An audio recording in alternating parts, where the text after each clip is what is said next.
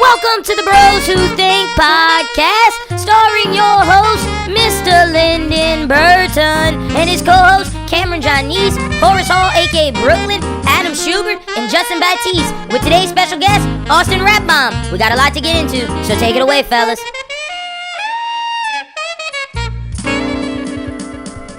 Yes, ladies and gentlemen, welcome to another episode of the Bros Who Think Podcast. This is episode 81. My name is Lynden Burton, a.k.a. Young Boy D-Wits, a.k.a. the People's Champ, a.k.a. Beard Gang is in the motherfucking building.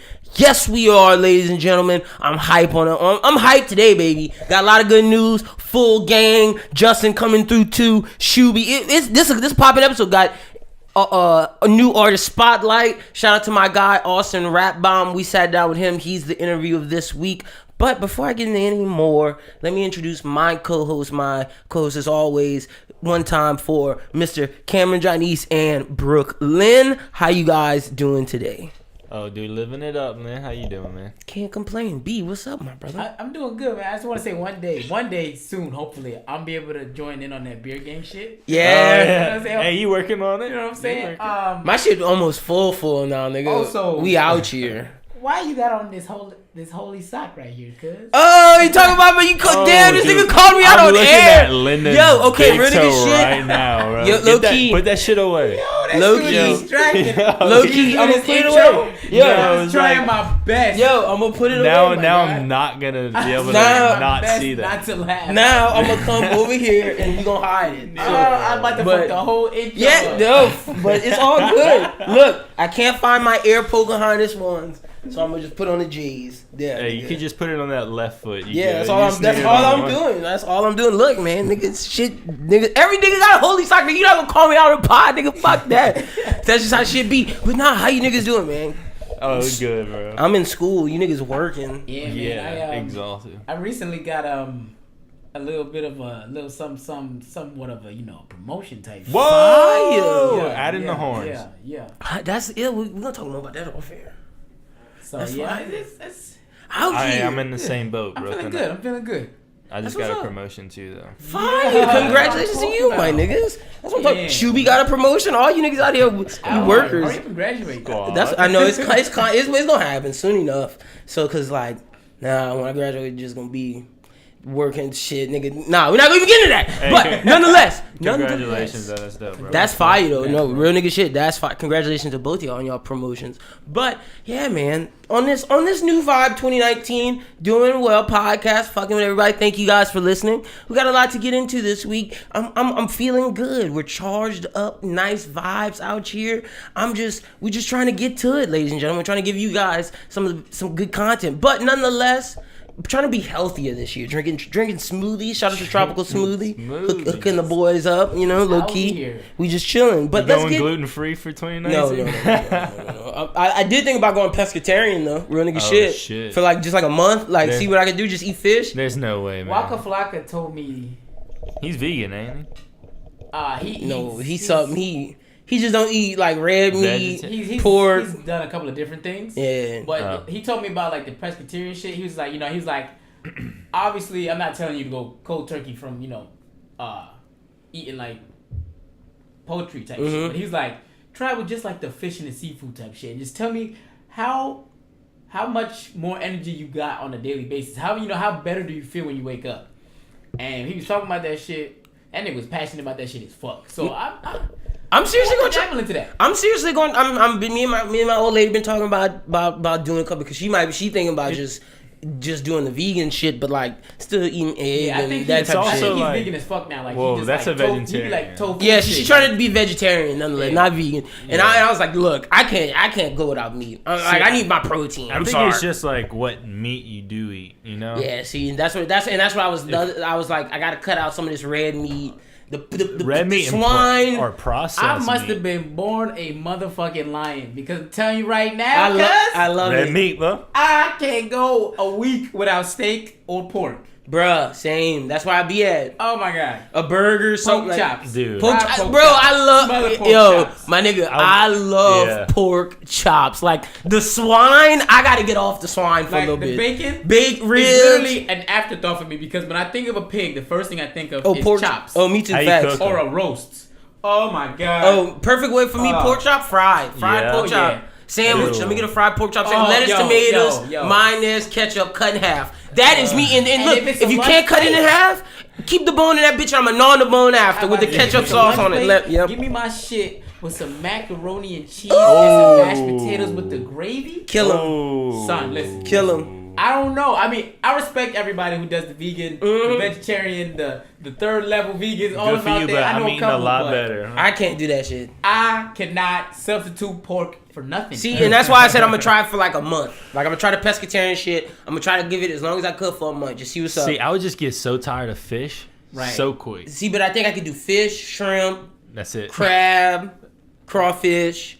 See, Yeah. I'm gonna get inventive. I'm gonna do. Okay. I'm gonna do different types of things, and then I'm gonna, on my cheat days I'll do chicken. Like Okay. I have like one cheat day every other week. That's what I've been looking at. There's like this thing I've been looking to get into, and I'm gonna try it.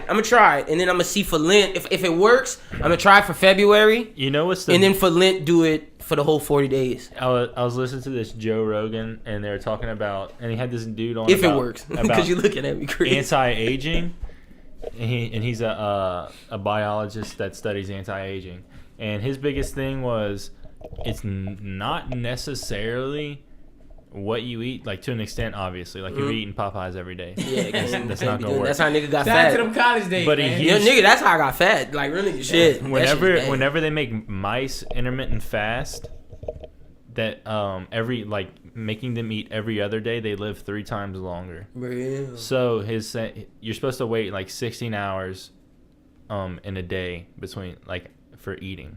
Real. So if you eat at 8 o'clock that night, you're not supposed to eat until 16 hours is later in the morning. Okay.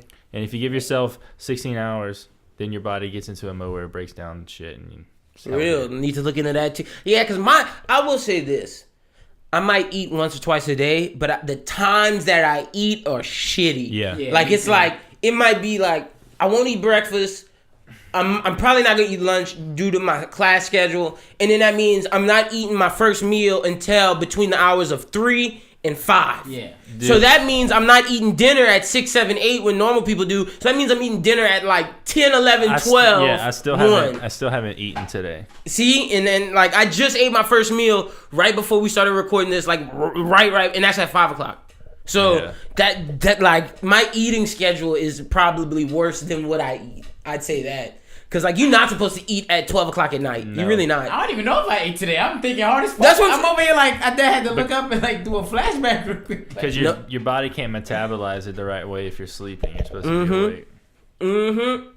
And see, that's the main thing my girl been telling me is like, cause she hates how I eat. Cause like my eating schedule affects her. Cause like if I'm not hungry, she's like, damn, well. Yeah, I don't go get food I don't really want to go get food by myself, but I will if I gotta. So it's like she's been trying to get me to eat at the right time. But I guess that's our opening salvo this week. I haven't really been having any opening salvos, but we do have a dating in 2019 topic. Shout out to the fans. And Shout out to the we're gonna fans. get it because 2K19. Okay, because look, the thing with that, we're gonna get to that later in the show, but I'll explain this. The way I did dating in 2018, we had questions. Then some things were based off of my personal life, and then certain things was conversations online. There haven't been any questions to start the year from the fans, and then the online conversations have been there. And then my life, I haven't been dealing with anything because like I've been in a good, healthy relationship. And I'm gonna keep it a buck with podcast listeners. I treat it like rap, ladies and gentlemen, like how I used to rap. I'll tell you all about my life. I don't give a fuck. And that's how we're gonna make this. I'm honest. I'm honest with you guys. This is a conversation between me, Brooqlyn, Cameron, Shubert, Justin, Charles, and the fans. We love you guys, and I'm gonna keep. Them niggas might not say some of their stuff, and I don't ask them to, cause that's not their job. I don't got dating 2019 or 2018 issues. I got different kind of issues. Yeah, you got daddy Baby mama issues, right? Yeah, She no don't fact. listen. I can talk my shit because she don't listen. So I mean, the people that do listen, shout Shout out to my sisters. You know what I'm saying? Shout out to my brothers and them. Shout out. Fact, shout out, fam. I know she not listening, so I ain't worried. You feel me? Like, no, but that's my thing. Like I keep it like rap. Like I'm transparent with that shit. Like that's how the pod gonna be. But there was a topic brought up on the online community that I thought was really good. That will be the perfect way to start dating in 2019. The segment you guys love is back, ladies and gentlemen. Can't wait. Let's start off the pod. We got to start off with some disturbing news to say the least. I wanted to get this out the way first, and not to make it sound like get it out the way, because I think this is something that needs to be talked about.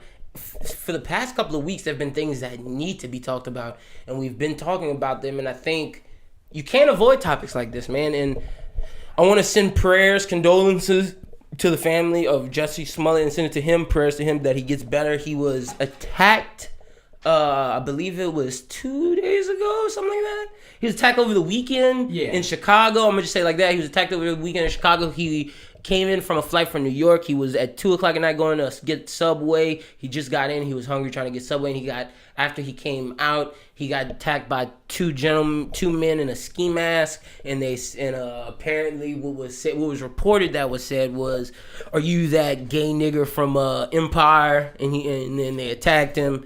And essentially, when they beat him, he has a fractured rib. They put a noose around his neck, poured bleach on him, and this was like, this is MAGA country. That's what was reported. Damn. Yeah, no, that was what was reported. It was also reported that Fox Empire got a letter, like one of those like serial killer pasty, like magazine. Yeah, the magazine cutout shit.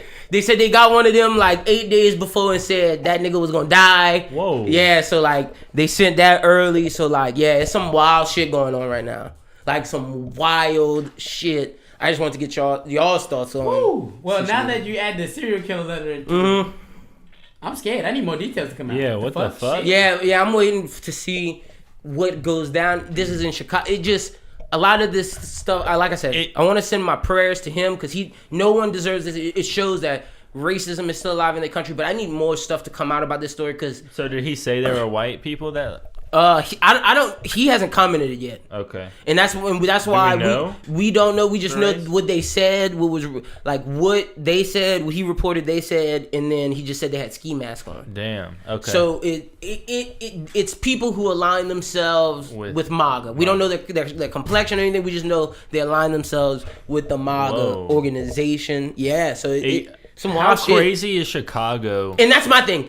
At 2 o'clock at night in the south side of Chicago, they making America great again. It's wild, because I just need more information to come out. And if he's downtown, there's surveillance cameras. Also, how much hate mail does Empire get if they don't even worry about us, like a that's what I was fucking note too. like yeah, that? Did he know? But like, did Fox tell him? I feel like they do get a lot of. I feel like that's one of those shows. I'm sure, but if you're like, definitely getting written in a lot. How many times people send in notes that with magazine cutouts, right? And that they're gonna die. Like See, that's the weird shit. I don't like. Did Fox let him know? I don't know. I'm sure they probably had to. Some shit where like there was no return address. They didn't know. They thought this was a joke. It's a fuck situation, and it just shows that like. That's crazy.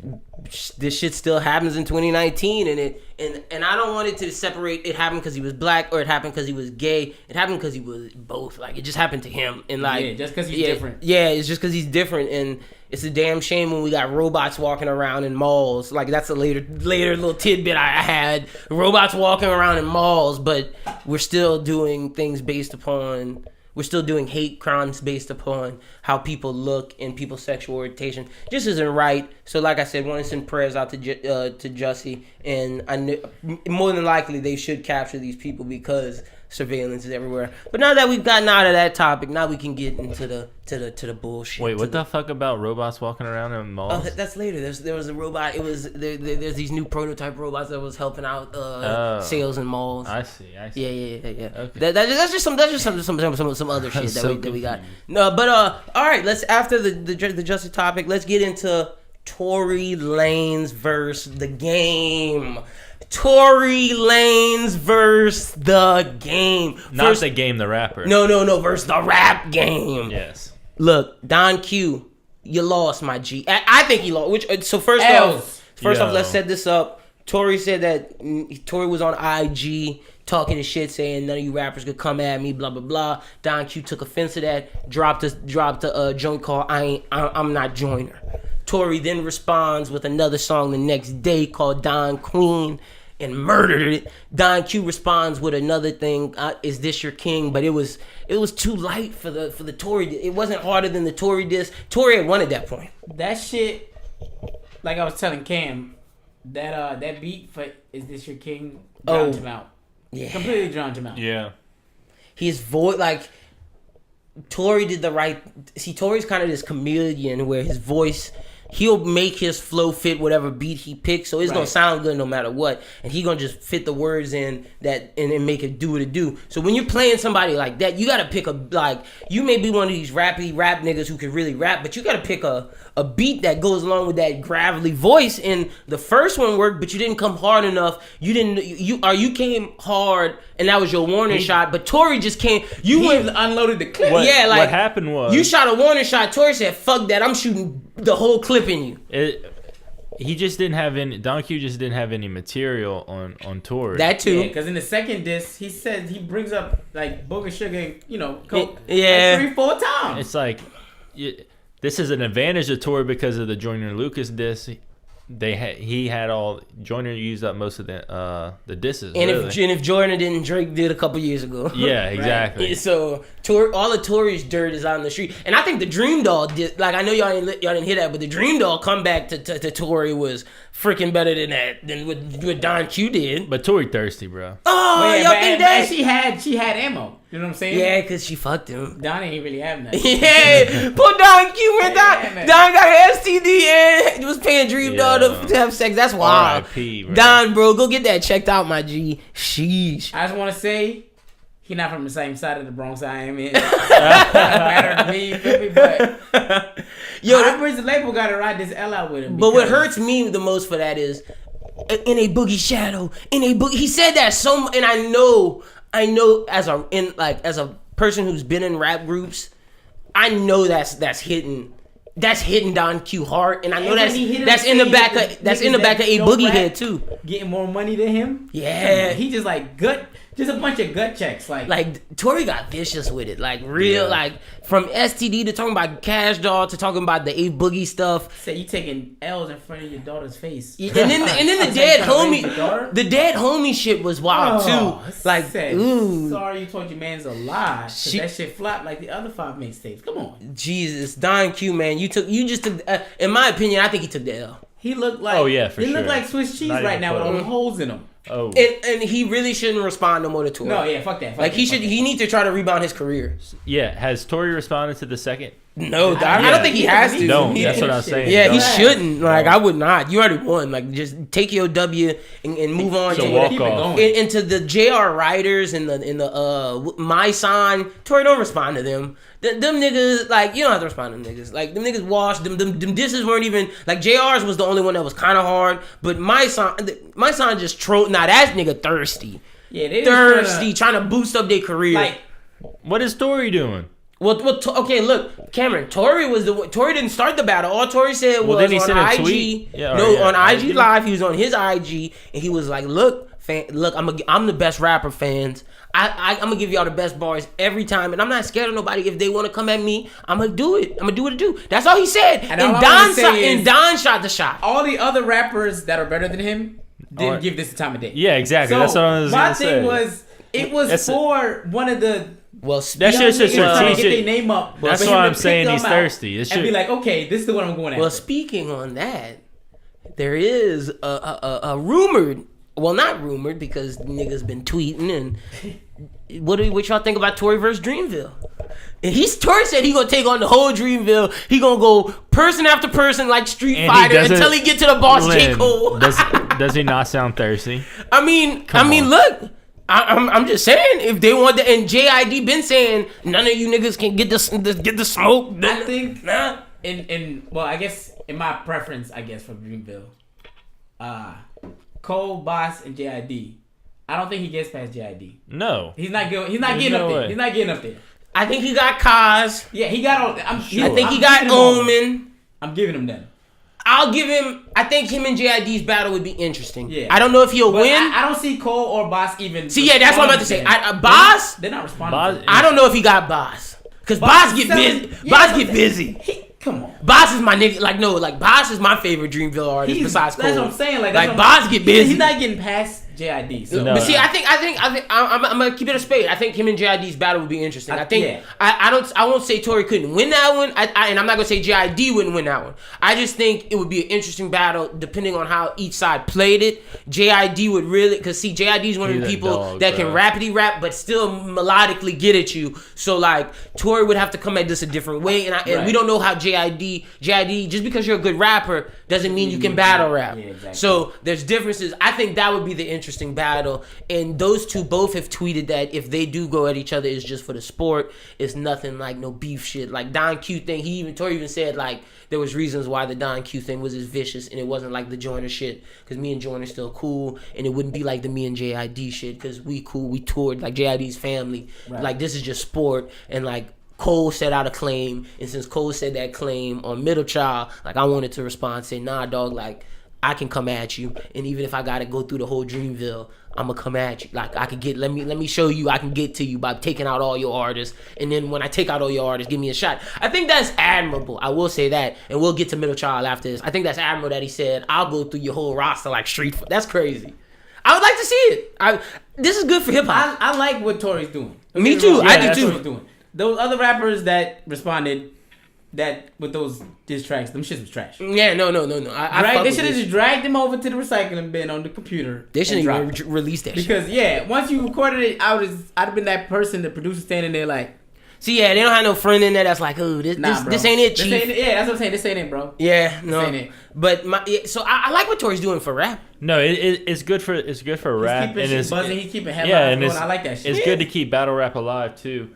It's also convenient for him that the more people that he raps, the less content there is to rap about him. So it is very strategic and smart to do. And that's why I say the JID battle would be interesting. But it would just have to be a rap off almost. And that's kind of what they said. That's what they said they want to do is more in line of the Joyner thing, where they pick the same beat and see who go harder instead of like the Don Q thing. So if it's more like that, I'm cool. But with it. J. Cole's not about to respond to Tory Lanez. Boss is not responding. What if he beat Omen, Kaz, and JID definitively? Like it's a clear back. You don't think one of them gotta come? One of them gotta come.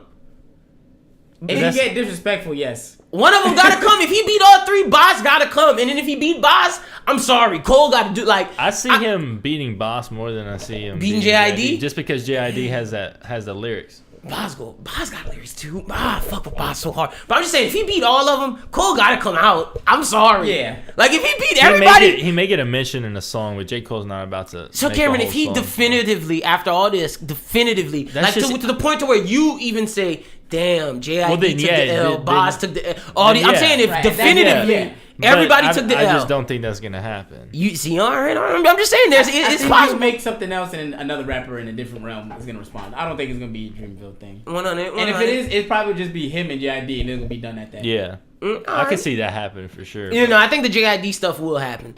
That would be fun. That'd be dope. I'd like to see that side of JID. Same. I'd like to see what JID does in that situation because he's been talking his shit, and I want to see if he can back that shit talk up. But speaking on Dreamville, Middle Child dropped. What'd y'all think? Shit was fire. That beat was fucking fire. See, I've been hearing there's been mixed top. The internet's been mixed on. Some people said the beat was whack. Yeah. Some people been saying the J. Cole didn't come as hard as he was supposed to. Look, I'm gonna say this. He marketed the song wrong in terms of I'm checking the names, after hearing the song, realizing that's lyrics in the song. He shouldn't have put those lines out before. Right, I think if he would have marketed it differently, people's reaction to the song wouldn't have been what it was. But I like the song. I really do. I didn't. When I saw that, I was like, ooh, will he say something cool? If he doesn't, cool. I didn't expect him to say nobody's name. I was just like, all right, he come in with some fire, and I thought he came with some fire. I just want to say, I've been singing this since I was like a freshman in college. Like, J. Cole cannot manage his own marketing thing. Yeah, he. I respect the fact that you graduated summa cum laude, but listen, nigga, Marketing is not your thing. That was a bad It is not your thing. And it was a bad decision. Like, some of the stuff I give him prop, like the Doll in the Dream tour, he does that shit dope. But some of the other stuff he does, like the Forest Hills Drive worked because that was his home. But like the way he marketed For Your Eyes Only, the way he marketed Born Sinner, the way he marketed Sideline Story. Well, the first two wasn't his That was more label. That was more label, and I think that's why. But Born Sinner, the way he marketed Born Sinner and For Your Eyes Only was bad. I don't understand those. I think he rebounded with KOD though. Yeah, KOD was a better. I'll say it had more of a cohesive vision. Facts. I just need to know who's like. But like all his, I think he makes the right decisions, but the shots just don't like land where they're supposed to. Like his what he was doing on Instagram was cool. It just like you said, he chews on the long lyrics and it's like all that shit. It was the wrong lyrics, like. And then also the whole middle child thing, like he made it seem like it was gonna be this big concept, but it was just like a few bars on the second verse. And like he made it to where it was like theories like, oh, is it he's the middle child between him and Kendrick, or him, Kendrick, and Drake? Is it like no? He's in the middle of two generations, and that's what it initially. No, but I'm saying the before, like the speculation, like what's leading up to it. See. The marketing of you dropping names, like checking your list twice is just like, oh, is this another type control type thing? Like it in like the Instagram stuff is just the way he presented it. Like you said, I just don't think the shots landed. But the song I thought was good, and I thought T-Minus did a good job on production. Like I didn't think the beat, like niggas expected some crazy ass shit, but that shit was hot to me. Like, and I'm not gonna lie, it sounded like that probably was the song that he made when he was in the studio when he picked Drake up from the airport, because that song sounded very Drake. Like that, I dug the song. Like it sounded very like the melody, the chorus. The chorus sounded like a Drake chorus. Like, and I'm not mad at any of that, and I'm not mad at Cole's doing that. And like, I like the way Cole, the sound he's going for. But is this off the compilation album? Is this something new? Because y'all just promoted all this Revenge of the Dreamer stuff. What's from? Is this from that? I think it's one of those things that they was just like, fuck, we putting it out. Oh, this an extra. Yeah. I think it was extra. This a freebie. All right, well, if this is a freebie, sucks. I'm gonna have to say that again. Yeah, because like, are we getting a new album from you, or is this just gonna? Yeah, I don't understand. It's just the timing of everything is weird. It's just it's off. But this is how I know that it be dead ass him. Yeah. Like, and what was that? You're not consulting anybody. You just literally just like Hov gave up. Somebody just be like, yo, bro, you think Hov this is a good idea? Hov gave up. Like, I just want you to just. You ain't gotta take their advice, but nigga, at least ask somebody. Because I feel like you dead ass just coming up with it. It sound cool in your head, but you're not putting it on paper and asking somebody else so they can be like, well, maybe you should tweak this part, or maybe you should do it like that, or I like this, but also do this. How do we feel about Cole's the second verse? Not the first verse was him being braggadocious and him getting in his shit. How do we feel about the second verse with him still carrying on the preacher vibe from KOD? Do we still want that, or do we want something new from Cole in whatever we get new? I don't have a problem with it as long as, for me, it's like my rule of Kanye. If it go past more than 2 albums you preaching, you gonna start to lose interest. Yeah, that's why. So once Kanye switched it up after the 2, all right. But you gotta think you gotta do it. You gotta take it from a different angle. You gotta think he had For Your Eyes Only. He took it from a different angle with KOD. Yeah. If we're getting another Cole album, is it gonna be more the same? Because Middle Child was in that KOD vein. Yeah. Honestly, I hope not.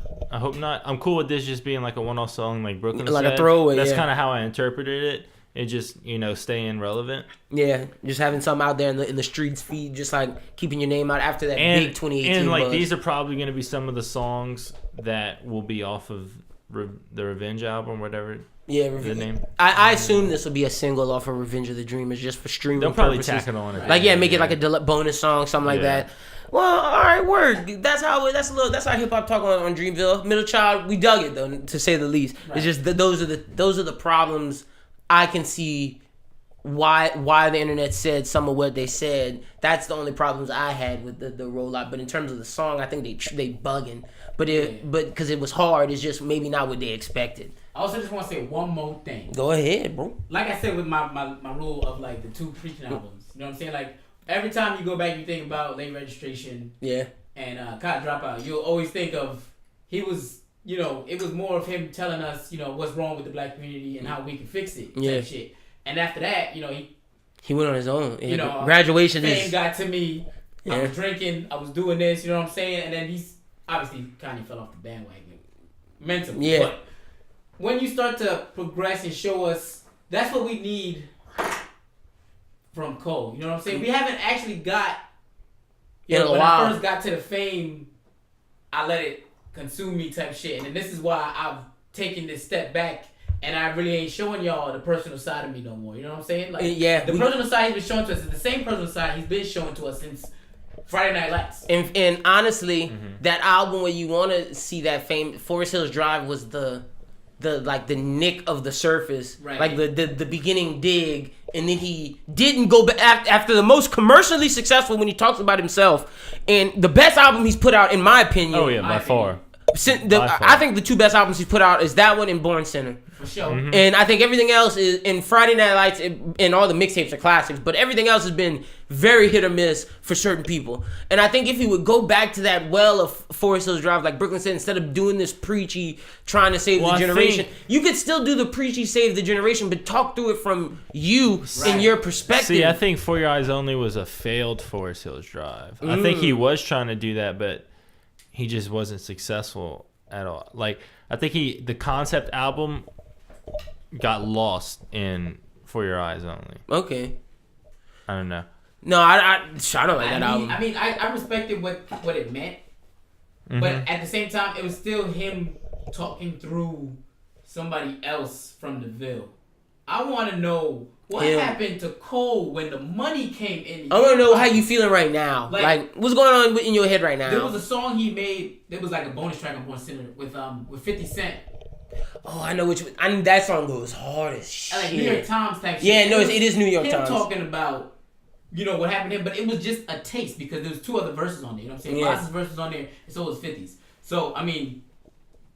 No, I get what you're saying. That's kind of where I'm at with Cole, too. And see, it's funny. I think the big three are all in stages of their career where we want different things from them. Right. Cole, we want more introspection. Kendrick, I think... Kendrick can't do the preachy thing. I think he realized it. Yeah, and I think Kendrick, we want more... If you're gonna give us storytelling and preachy, do it through the good kid, Mad City vibe. Right. Yeah. Don't do it from the To Pimp a Butterfly vibe anymore. Or give us introspection into you on how you're doing today. Right, that's what I'm saying. That's what I think we want from Kendrick. And I think Drake is in the place where we want either one or two things. It's either you're gonna appease your singing fans, or if you're gonna give us another rap thing, give us a full rap thing and give us the true more of a concept. I want more. Oh, you want a concept? I want an artist. I want a project from Drake. Project from Drake. You're not getting that. I want a concept, traditional album. You want so nothing like that he's done before. You want like a concept like Drake. I think. I don't know if you. I think in order, like 20 years. in order, I'm not getting no concept from Drake no more. That's it. I know, but in order to like solidify yourself as one of the best rappers ever, you need to give something of some sort of substance that's deeper than anything that he's delivered before. Best rap selling artist of all time. Yeah, this is what Cameron wants, but I don't think that's what Drake's gonna give. See, I think he's just gonna go and swing for $1 million. See, I think he could give us I think his idea of a concept album is different from anybody else. Yeah, and I think the concept album Drake's gonna give us is gonna be a very deep, introspective look at himself. Like, I feel like Scorpion was as concept as gonna get. No.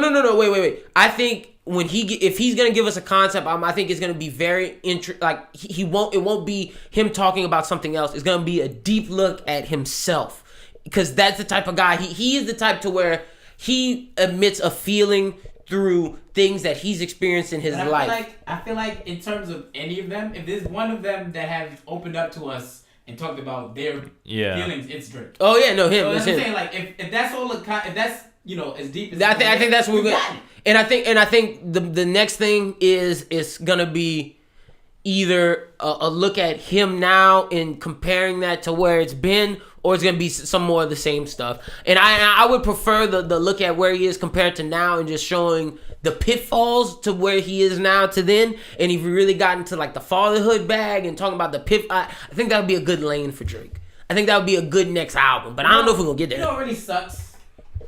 is these rappers that give us that introspective look on their lives in the forms of their mixtapes, and then when you get like the albums, it's never that. Because you know what I'm thinking of? Sean, the Chance the Rapper, before he got all clean and all. Acid Rap was his best project.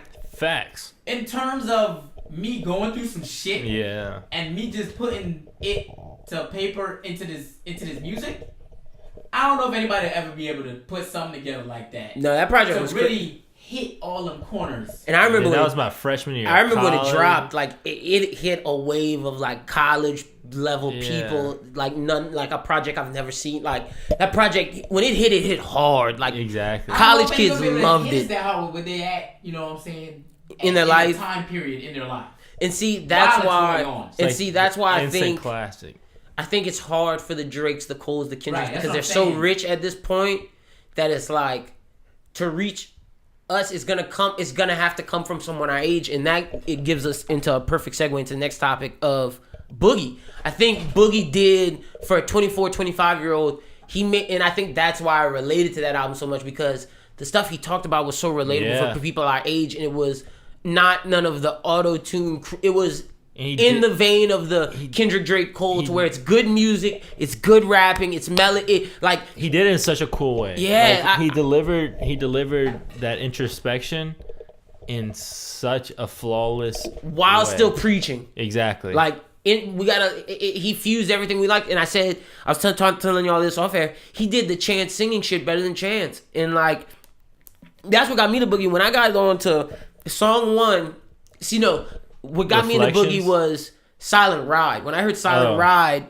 like a couple months ago, I was like, damn, this is hard. Mm-hmm. Then Deja Vu, I really, really dug, because I thought the beat, when it switched up, the Henny Chamomile song singing shit, I thought that shit was ill. And then I heard Justice, his manager on Joe Budden's podcast, talk about how people who really like that stuff should get ready for his album. So I was like, dope, I'm ready for Boogie's album. Heard it, I was like, man, this shit is damn good. If it would have came out in 2018, it might would have been the best one. It might would have been one of the best albums in 2018, like real shit. And so far in 2019, is the best album that's come out. Oh yeah, and it's gonna have to take a damn good album to beat for a while to get this album out of the top spot, because this album is great. I agree, man.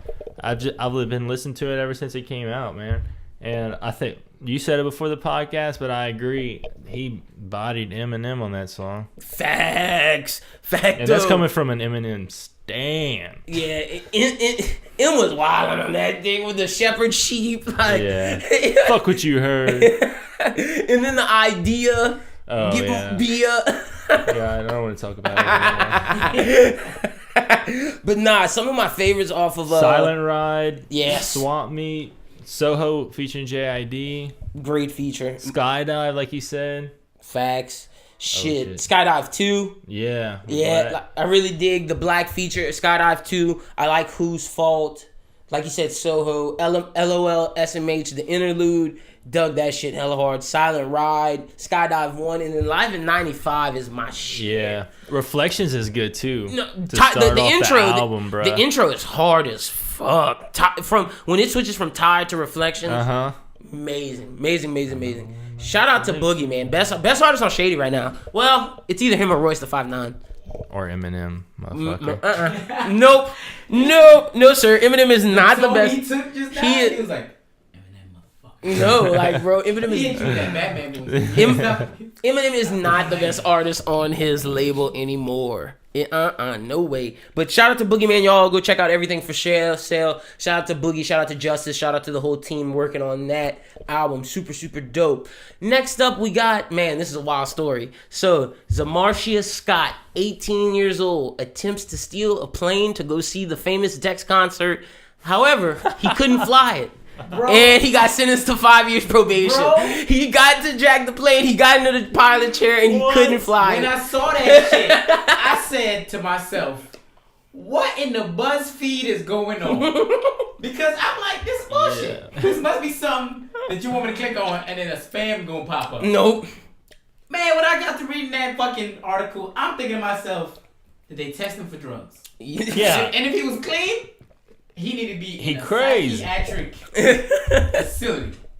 Then the crazy, like, How do you think you're gonna steal a plane, but then you can't fly? You know you can't fly. And if you could fly, how do you know how to put in the navigation? Where you gonna land? Yeah. Like there's so many. You know how to talk traffic control. And then traffic control not about to let you fly. Like they're not about to let you land. Like, yo, I'm clear. Like you could have jeopardized so many lives. Like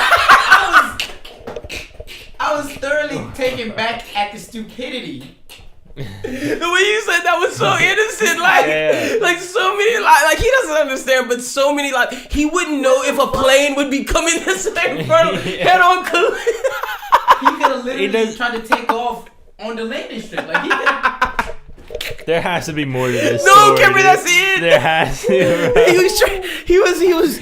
He's the son of a pilot or something. No, Cameron. He's some dude from the hood that's been trying to go see Famous Dex for a minute, and he couldn't go see Famous Dex. And one of his boys, or maybe a couple of his boys. That's why I feel like he was on something. Because I'm like, maybe a couple of his boys bucked him up. You had to be on some to think you could just sit in front of a plane and fucking fly You that know what? We're gonna take you to the airport right now. You feel me? And as soon as he got out, as soon as they couldn't see him no more, they floored it out there. Yo, They was out of there. When I put this topic on there, I didn't think about traffic control. I didn't think about him landing, him fly. I just was like, nigga, this nigga's stupid. But I now, was like, yo, he's really crazy. Did he like plan on like putting a pilot at gunpoint I and don't like take know. me there? And then he was like, oh fuck, there's no pilots. I gotta fly this bitch myself. if I'm not mistaken, I think he tried to rob an empty plane. Like just him himself. Like, it was a plane that was like just there. in between. It was like in between flights. That's another thing. How you know it got fuel? Right, Oh that's my what, god. oh my god, I didn't think about that. Like literally, it could have been something where The nigga got all alright, this plane's not landing. This plane's not taking off for another like 5 or 6 hours. So we're gonna wait to fuel it up. Wait. So if he even take off, he lose. Like he could. Was this like a commercial plane, like a passenger? No, yeah, plane? like a passenger. huge? It was like a 737. Yeah, like it was a big nigga plane. Huge fucking plane.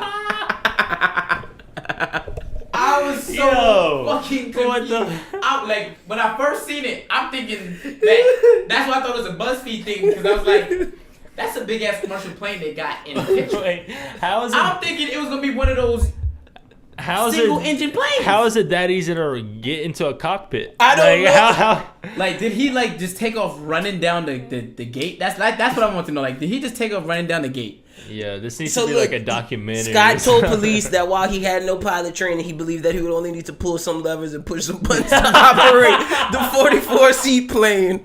Scott pled guilty on Thursday to attempted theft. Playing way too many video games. He bro. must pay a $1,000 fine. That's it. Yeah, he got 5 years probation. That photo, baby. He thought he could steal a plane for a month now so he could go see the rapper show. He's been watching the plane at Texas, or he began watching the plane at 10 p.m. And then at 2:30 a.m. he threw his bike in a ditch, jumped at a fence to reach the jet around 2:30 a.m. Airport security spotted Scott jumping the fence and immediately called local police. Scott was sitting in the pilot seat in the cockpit of the plane when officers arrived. The jet wasn't damaged. So yeah, he went to empty. Another thing I want to say is Scott's attorney asked for a mental health evaluation to determine if he was competent to stand trial. I know why they did not stop him and why they called the cops. Them niggas wasn't getting paid. I wasn't risking my life. If he had a gun and he hopped the fence, if you hop in a fence at an airport and I'm not getting my check, I'm not stopping you, fam. Yeah. I'm calling the cops. Guess what? Because them niggas getting paid. Okay? Fuck that. Yo, so that's why he got so far. Because they looked at him and he said, shit, I got my food for free today because somebody's giving away food at this certain. I had to go to a fucking food bank this weekend. You know what I'm saying? Sir. Yeah, they might be like, sir. And they might just be like, this plane don't got no fuel. Somebody just let else niggas do what they do. So it's probably like, I ain't getting paid enough. Wait a minute, nigga, I ain't getting paid at all. Yeah, fuck all that. But Let's sit man. back and watch. That too, it could have been like, nigga, that plane is like 15th in line to get fuel. Like, he's not going anywhere. He's not going nowhere. This nigga is stupid. Like, I don't know what he's doing. We're just gonna let him go and call the cops on his dumb I'm like, ass. if he got a gun and I try to stop him, and I ain't got no gun, I'm just like the guy that loads the luggage and shit. Yes. I'm not stopping him. Fuck that, nigga. Next, but yeah, so shout out to Zamarcia Scott. He got 5 years probation. Hold your head, young brother. How far away was this concert? He was in Arizona. I think the concert might have been in LA or something like that. Or oh man. So I don't know what he was trying. Cameron, he just thought he could. Like he said, he just thought he had to push a couple buttons, pull a couple levers.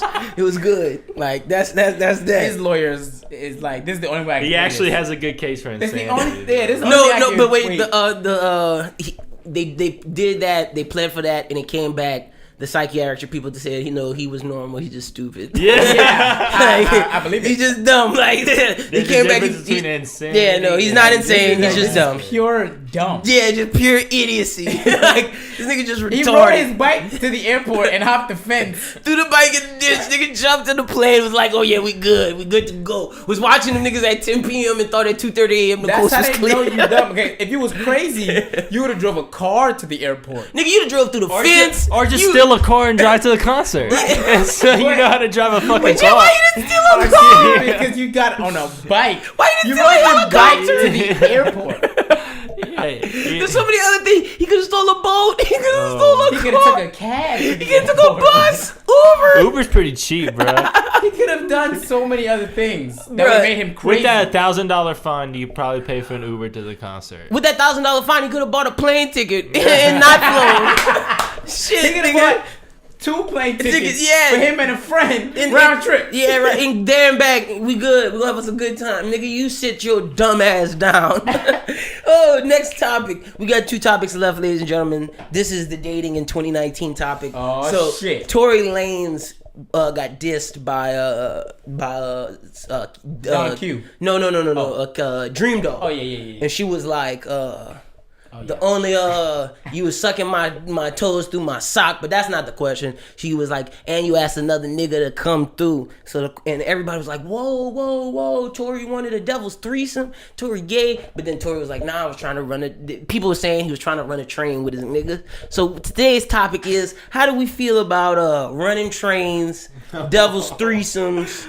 And ass play with your significant other during sex, like when they sucking your dick or you fucking them and they're rubbing you, massaging your balls, and they just keep going to the gooch, and then they keep going down. So which one do y'all want to start with? The ass play, the devil's threesome, or the running the train? Yeah, 2019, baby, we ill, nigga. I want to start with the threesome shit. All right, devil's threesome. There was a heated debate. Shout out to the Bronx. There's a heated debate from kids I went to high school with about this because of what Dreamdoll said.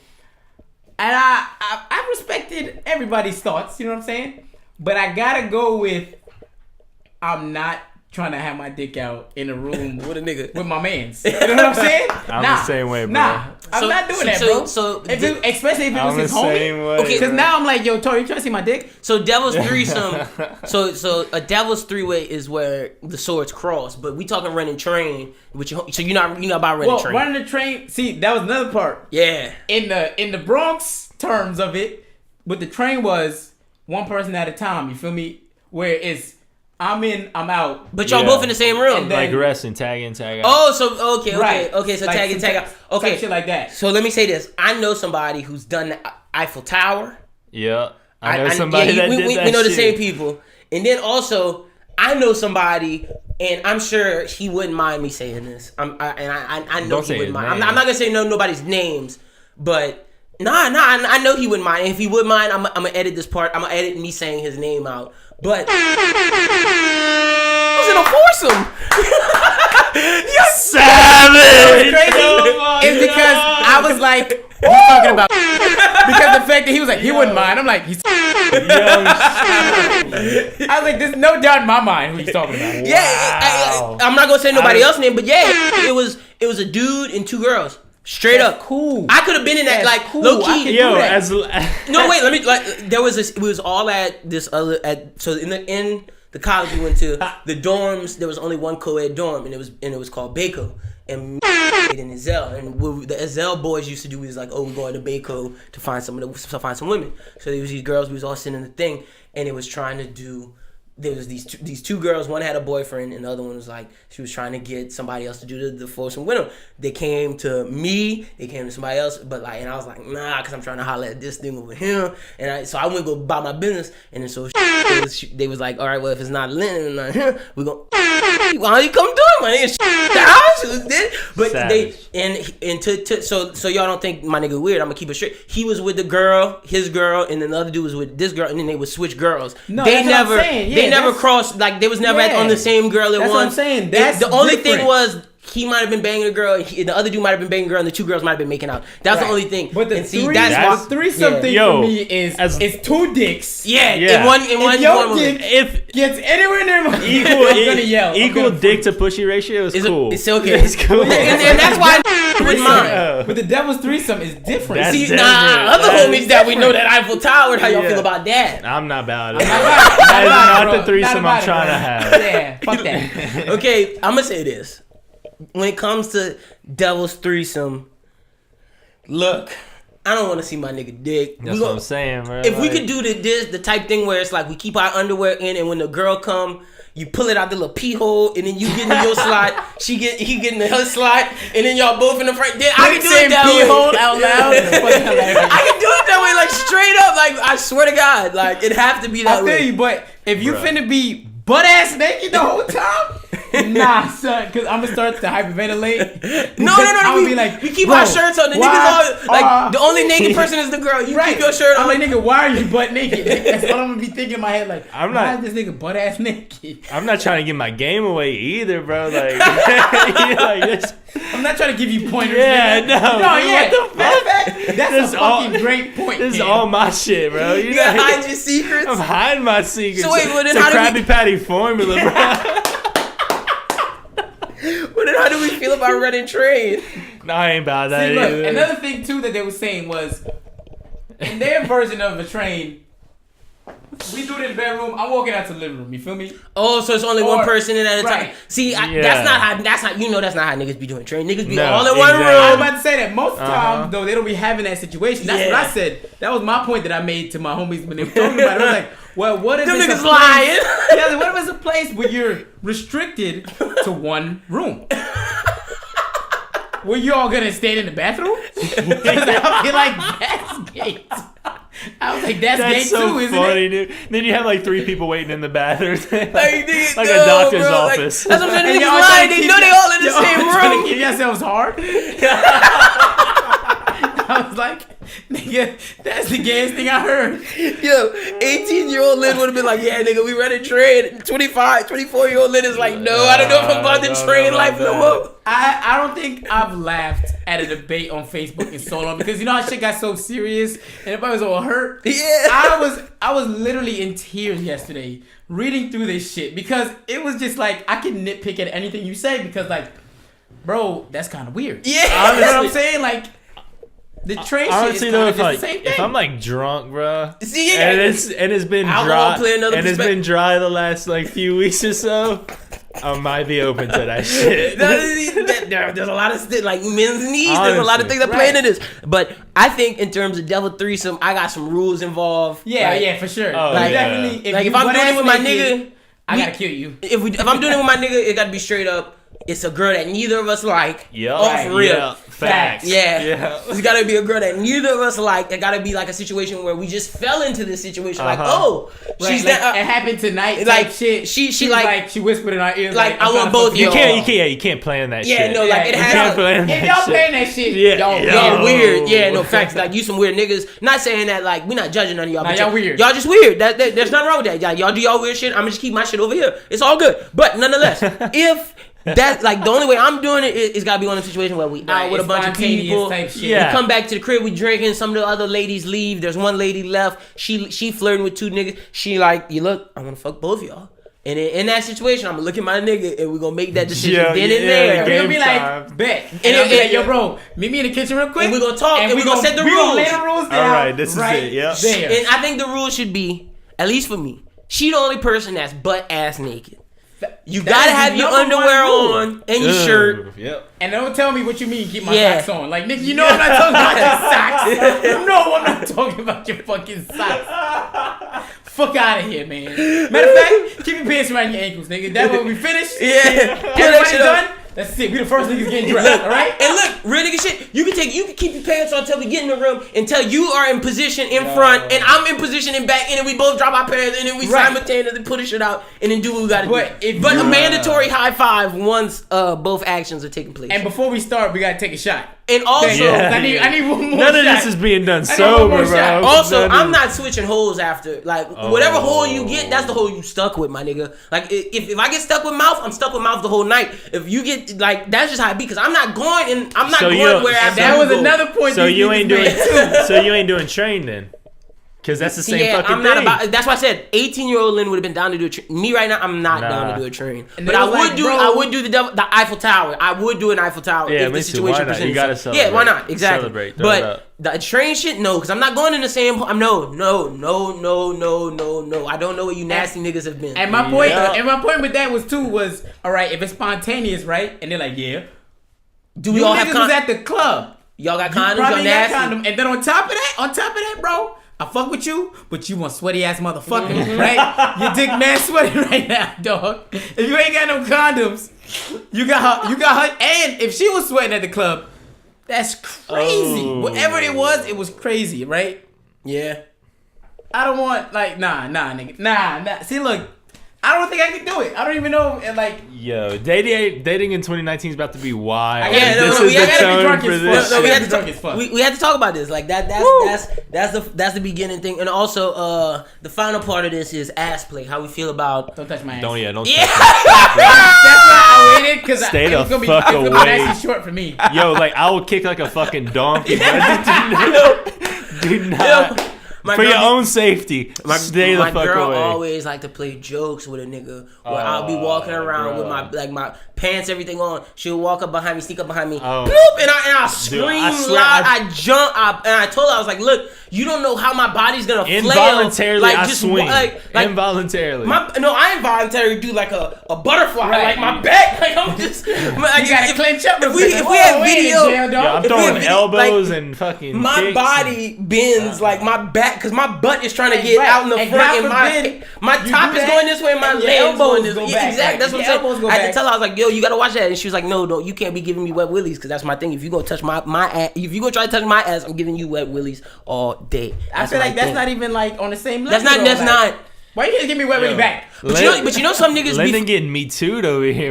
No, I'm not gonna say that. No, I'm not gonna say that. But no, some niggas be fucking with that ass, like touching on it, because they say that's a pleasure feel while having sex. I just know for me, I can't do it. You can play with my balls, but like don't go lower than my balls. The scientists can keep all them stats. I don't give a fuck when you say the G spot is at, my nigga. Don't touch my ass. Yeah, don't touch my shit. Fuck you and your science. My booty is a no-no zone. Yeah, it's literally the only thing that goes there is toilet paper. That is it. Dead ass. Yeah, exactly. It's just gross for me. Like like my ass is disgusting. No, girl, you don't need to go there. Trust me.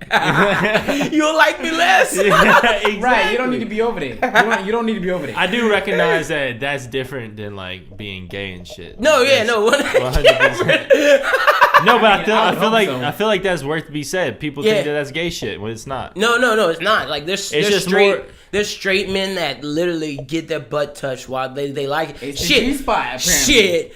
They had the thing on the internet. Niggas talking about how they getting fucked with strap-ons now. No, nigga, please, no, like not your boy. That ain't happening. Like fuck that. Sheesh. Yeah, that's a no. Fuck that. Nah, fuck that. I do know a girl that she told me about her experience with that. Before? Like she put a strap on him. Damn. And she said she went to town on him. I feel like and I was like, what do you mean? And I thought it was like a random person that she hooked up with, but then I thought about it, like, why would you have a strap on? And then she was like, no, it was a boyfriend, you know? It was just like, he's gonna try some new shit. And I was like, watch out for that. Sheesh. Because yeah. I just like not for me. That's not for. I'm gonna just say I can't judge nobody for how they live. To each their own. But that's just not for me. Like that ain't my vibe. Don't touch my ass. Yeah, don't touch my booty. But that's 2019, man. Dating in 2019, we started off our devil's threesomes, trains, An ass play. That's how we started off 2019, ladies and gentlemen. All right, but the final topic, I got to get sad. You knew this was coming. Before we get into Bros Who Ball, well, this is the topic before we get into the interview. And then after the interview, we'll get into Bros Who Ball. But because on Bros Who Ball is going to be me, Justin, and Shubert, Brooqlyn and Cam won't get a chance to talk about this. And those guys definitely deserve a shot to talk about it. And I know they want to get at me. So we do a segment called If You Like That. This is Lynn's You Like That. I am the segment of You Like That this week. Lynn, do you like that? Now we can proceed to talk why. I'm not going to introduce it. Y'all, I'll be great. I will be honored Go ahead. to introduce the hot topic. And you know what's crazy too? Before I say it, I just want to say that I really thought that New Orleans was going to be stuck on this Saints loss for a hot minute, man. But here Why you bringing that shit up, Here bro? come AD with the fucking wrecking ball to knock that shit right off the top and let them know he requesting a fucking trade. well, He's trying to get the fuck out of New Orleans. He can go. Go ahead. And look, I know. I'm gonna let y'all say what y'all gotta say because I have to talk on this podcast and Primetime. We're sitting down with Jake Madison, giving y'all an inside look at everything Pels, how the Pels can rebound. So you'll have more of my takes later on that episode and later on in this show on Bros Who Ball. But I just want to start off by just getting into what y'all think about it. I want y'all to speak y'all's mind, and then I'm gonna say what I gotta say. I say listen to the year in review special because I said all this shit was gonna happen. What about it? But I think he's going to LA. You don't think he's going to LA, Lynn? Yo, we're gonna get to the Lynn thing. I got a whole soliloquy. He's not. If he goes to LA, it's not gonna be during the season. It was always writing on the wall that he was leaving. If he goes to LA, it's gonna have to be an off-season move for sure. But it was for me. I know for the Pels fans, you know what I'm saying. Like, y'all didn't want to see the writing on the wall. You feel me? Like, in the back of my head, but that's not as true. a Suns fan, That's I not- always feel like Devin Booker could leave at any fucking given moment. But wait. Let me say this, and to rebuttal that, can you not admit that injuries have plagued his chance in staying in New Orleans? Is that not a factor? I mean, Is that because when T-Mac, okay, but wait, let me say Grant Hill, okay, I get injuries Yeah. happen, but let me say this. I'm talking about from in terms of a Pels fan. As a fan, all you could go by is what you see the team produce. Right. And you see when they're healthy, they win. When they're not, they lose. So why, as a fan, should they be faulted for thinking that there's a chance due to the fact that when all we've seen on the court is when everybody's healthy, we win? I can't say that the fan... That's my only rebuttal to that. okay, I take that. I'll take that. For me, you know, while you was talking, I just thought about exactly what it reminds me of. And we're going to get this 30 for 30 one day. We're going to be telling our kids this shit. It's going to be that... It's gonna be that Shaq Penny shit. You feel me? Where he left because nobody can stay healthy. Yeah. It's just like the potential is there, but he was gonna be like. It comes down to the fact that they'll never be able. New Orleans wouldn't be able to win a championship. And see, if everything clicked right, if all the cylinders hit, even if it clicked perfectly, I still don't see them being able to if beat it out Golden State, bro. I think if it clicked perfectly, we could have made... I don't think we would have beat Golden State this year, but I think we could have made a move to get somebody. But that's in the past. Right. I think the way we got here is because I blame the organization. Let's start at the top. Mickey Loomis, why are you running the Saints and trying to run the Pelicans and giving off the impression that you're going to take the Pelicans as seriously as the Saints when you don't? You don't talk about the Pelicans. All your main focus is the Saints. And then you put Del Dimson Sharps, who hasn't done shit for the past 6-7 years. He tried with DeMarcus. I will say this. The attempts he made in the past 2 years were better attempts than he made in his first 5 to 4. The first 5 to 4 were garbage. The last 2 were decent. I agree. We need a new coach. Alvin Gentry, as much as I love what you've been doing like I said, the past 2 years. Everything before, not so good. So when the time got hot, they tried, but it was too late. It started with bad contracts with Eric Gordon. It started with bad contracts with Tyreek Evans. It started instead when we first got AD, instead of trying to build young talent around him, we went and tried to get young veterans who were coming off of injury, but they stayed injured. Tyreek Evans, Eric Gordon, Ashik, Drew Holiday, Ryan Anderson. Those 5 put us in a hole. After those 5, we still kept Drew, Ashik. Then we got Solomon Hill, put us in a bigger hole. Etwan Moore. It kept going. So we never, instead of like Boston and San Antonio, once they get their star, they draft more young talent to develop them and then get maybe a good veteran on free agent. We didn't do that. We tried to get young veterans and kept overpaying, with just keeping enough money to make sure AD got his supermax with never being able to add any other talent. That is an organizational fault. That I blame on them. Next thing I gotta say to the people saying New Orleans can't hold a franchise, get rid of them, let them leave. That's bullshit. Yeah, that's stupid. The tickets always increase during playoffs. When the Pelicans are winning, it's one of the hottest arenas to play in. Go check Primetime's Twitter for a video Charles posted during the playoffs on how it was sold out, how it was Rockets. You see, there's seven to 5 teams that are below us when it comes in terms of attendance. We are not at the bottom. Don't let that narrative skew you. Now, looking forward, I'm only gonna say this one thing, and because we'll get more into it in other shows, but I do think AD, we will not trade to the Lakers because the Lakers cannot offer us what the Knicks, what the Celtics, and what Philly can offer us. And you do not make this trade before the deadline unless Boston's trying to trade Kyrie to the Lakers. That's the only way you make this trade before the deadline. I want to say whatever, or the Lakers, Knicks offer, or Porzingis is healthy, and you know they're healthy, and the Knicks offer you the boatload. That's when you do it before the deadline. Other than that, you sit back and wait. It would be a 3-team trade. It wouldn't be. Oh yeah, it's definitely gonna be a 3-team trade for sure. But the Lakers, I don't think the Lakers could get him because whatever the Lakers would have to give up to entice the Pelicans, it's the whole team. It would fuck up the Lakers' chance. It's the whole team. You know. It's the Pelicans. I want Josh Hart, Kuzma, Lonzo, Ingram, a pick, and it's still not enough. It would probably be a 3-team trade. One of theirs. It'd probably be a third superstar from a different team that comes to us. That's what they've been saying. But I want. There's 3 players that I'm looking at for this trade to get in return. Either Jason Tatum, Porzingis, or Ben Simmons. If it's not one of them 3. You can keep your change over there. And Milwaukee telling us they'll give us anybody we want but the Greek Freak. Y'all stupid. Yeah. Like that's the only one I want. Nigga, he is that team. Like when I seen that report, I was like, they smoking that shit. But I had to get y'all's takes, before we. I just want to say, you're right. The GMs. Yeah. The fucking. Every time I looked at the Pelicans transactions, it reminded me of the shit that I be looking at with the fucking Suns. Why are you overpaying for these non-mediocre role players? And I know Drew came to his thing these past 2 to 3 years, but for the beginning part of his stint with us, he was hurt.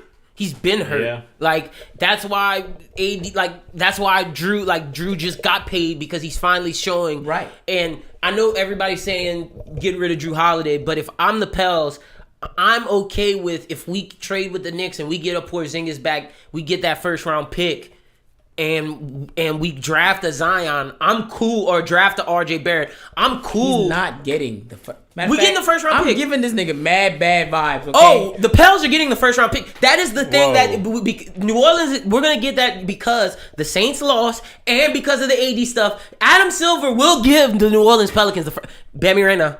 We getting the first or the second. Can I get the first or the second? I'm giving you top 5, and it's not top 3. Bet. That's a bet. 4 or 5. That's a bet. That's a bet. We getting that in it. I think honestly, no, I'm gonna save that for the other stuff because I got to get into what AD means to this. Why AD? I don't think losing AD hurts this team if we do it right, because if we get a star like a Jason, if we get a guard, I think that could transition into us being a better team in the long run. But if y'all got any final thoughts, that's all I got. I just want to make sure that the Pelicans do this shit right, because if they don't get enough on return, there is no way to do it right though, and you gotta just accept that. Like, I mean, I'll take Ben or Tatum. I'll take. We're not about to get Ben Simmons.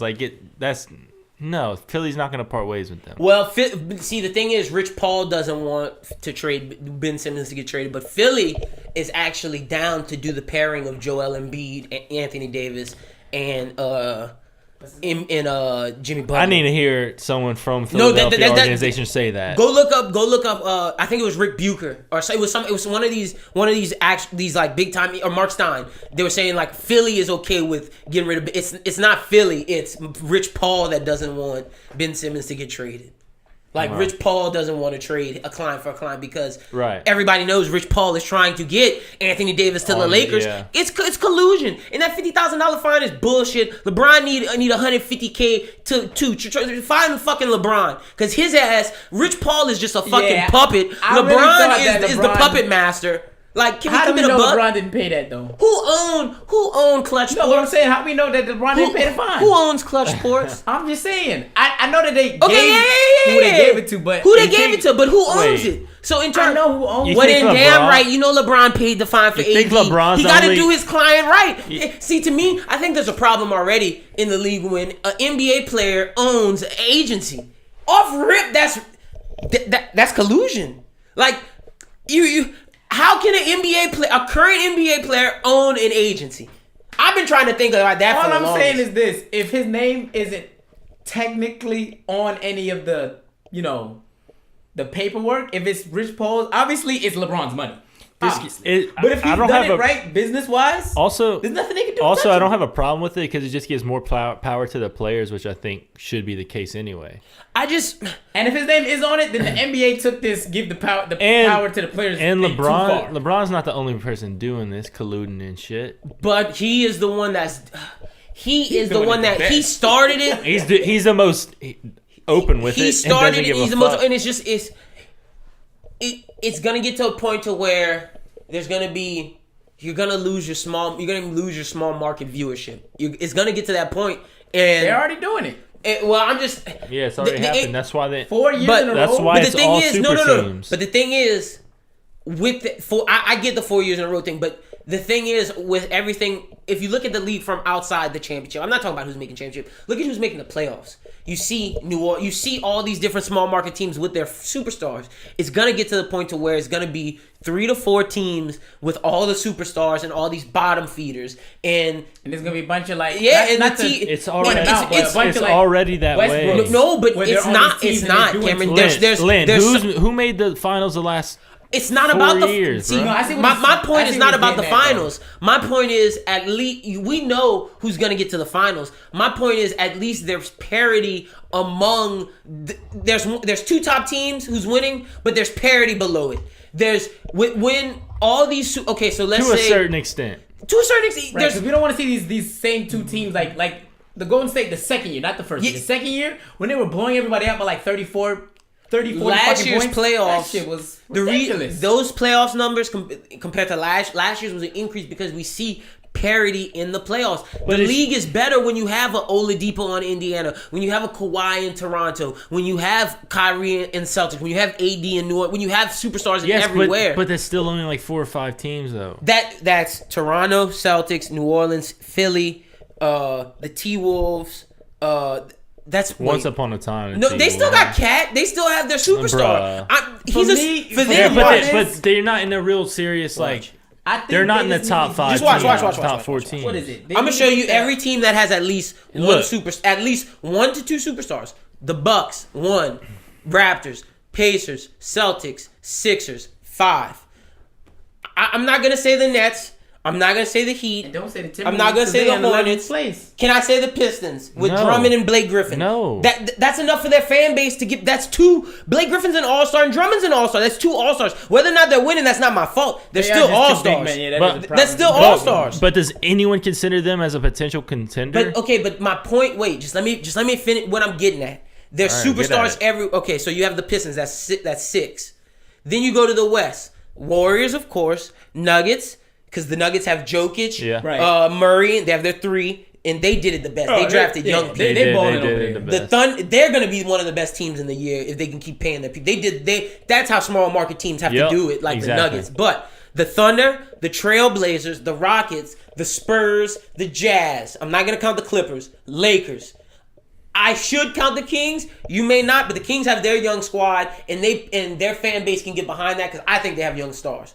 So, we won't count the Kings. The Timberwolves, I won't count them because y'all don't want me to. But Cat is enough to still get people enticed to come out to games and still get enticed. We're talking about in terms of... That's what I'm getting to. That's my point. It's not about who gets to the finals. It's about having enough superstars around the league to where at least in the regular season and playoffs, you may not think... bring revenue into these you may not think your team's going to win, but you're still going to get your fans to watch. If you get to buy jerseys and shit. All these teams have superstars. And if it becomes to where it's 3 or 4 teams that have all the superstars, you're gonna the NBA is the fastest growing league, and you want to know why? It's because people are loving the fun. They're loving at all the change of the superstars. They're loving that every team has a superstar. Exactly. But when it gets to where it's 4 teams with everybody and everybody else is bottom feeders, people aren't gonna like that superstar shit anymore. And it's getting that way. I think you're right because shout out to fucking D'Angelo Russell. He's a super. I didn't want to count the Nets. This motherfucker really got the Barclays Center selling more than the fucking Garden. Popping. And who would have fucking thought that 5-6 years ago? Yeah. When these motherfuckers like, yeah, we're moving to Brooklyn. The teams that aren't because they're fun. The team that aren't doing well with sales are all the teams that don't have stars. Hawks, Bulls, Cavs. The Knicks are always going to sell well due to the fact that it's Madison Square Garden. Yeah, it's New York, bro. The Suns, the Grizzlies, the T-Wolves, and then we are that next team above that. Right. But that's my thing. Like, it's the league. The reason why the league is so fun is because, yes, we know the Warriors are going to win, but the fact that all these other teams have their superstars and their weird compilation thing. We some part of us as basketball fans think that, our Pacific strategy can maybe beat them. It can maybe work with our group of superstars. But if we lose that, which I'm just going to say this, if it becomes to where it's the Lakers and the Warriors and then whatever East team emerges as the power with 4 superstars apiece between them, the NBA is going to suffer. But it really also, will. A counter to that is that talent is only increasing. And with it's going to be impossible to only have superstars on 4 teams because everyone is so physically gifted nowadays. And with that point... That's a good point. That is a good point. And with that point, the thing is, if you look at the Tatum draft class, we thought all those kids were stars. There's only 3 from that class. It's Tatum, Mitchell, and Fox. That is it. Lonzo didn't pan out. I still think he can. Yeah, Lowry Markkinen was supposed to be... I'm just saying in terms of... We think all these kids are stars, but then you look at it, there's only thing from the D'Angelo Russell draft class. It's just Ben Simmons and him, I think. Jaleel Okafor is finally appearing to do some stuff. But the appearance of all these good young names, and I think that's due to... You're right, the athleticism is increasing, but I think also due to the way social media is with basketball, where we see these kids from high school going up to college. We overvalue these kids' talent. But the good players are really fucking good. And you have a really good player almost every single year. You have a franchise player almost every year entering the NBA now. I mean, I'm gonna come back to that because which has not only always been the case. It used to always be every 2 or 3 years you have a franchise. NBA drafts because I think Bennett. Except for the year I was about to say, I think there's an that was probably the only year that a franchise player did come last year was an anomaly because hold on, let's get to so this is the Luka out of this draft. Yeah, we can't count this one. Out of 2018, I'll say the only star that has appeared to merge is either Luka Doncic, guaranteed. He's number 1. Yeah. And I mean, you can say whatever you want about Trae Young. I don't think he's been balling, but we see Ayton's been putting up decent numbers, but he hasn't been living up to the next Wilt Chamberlain. Right, that's what I'm saying. He's gonna give you 20 and 10. Exactly. So as of now, I'll say they have 1 in that draft class to be determined. Let's look at 2017. 2017, like I said, why they bump me back to 2018? I didn't click that one. I want to see this one.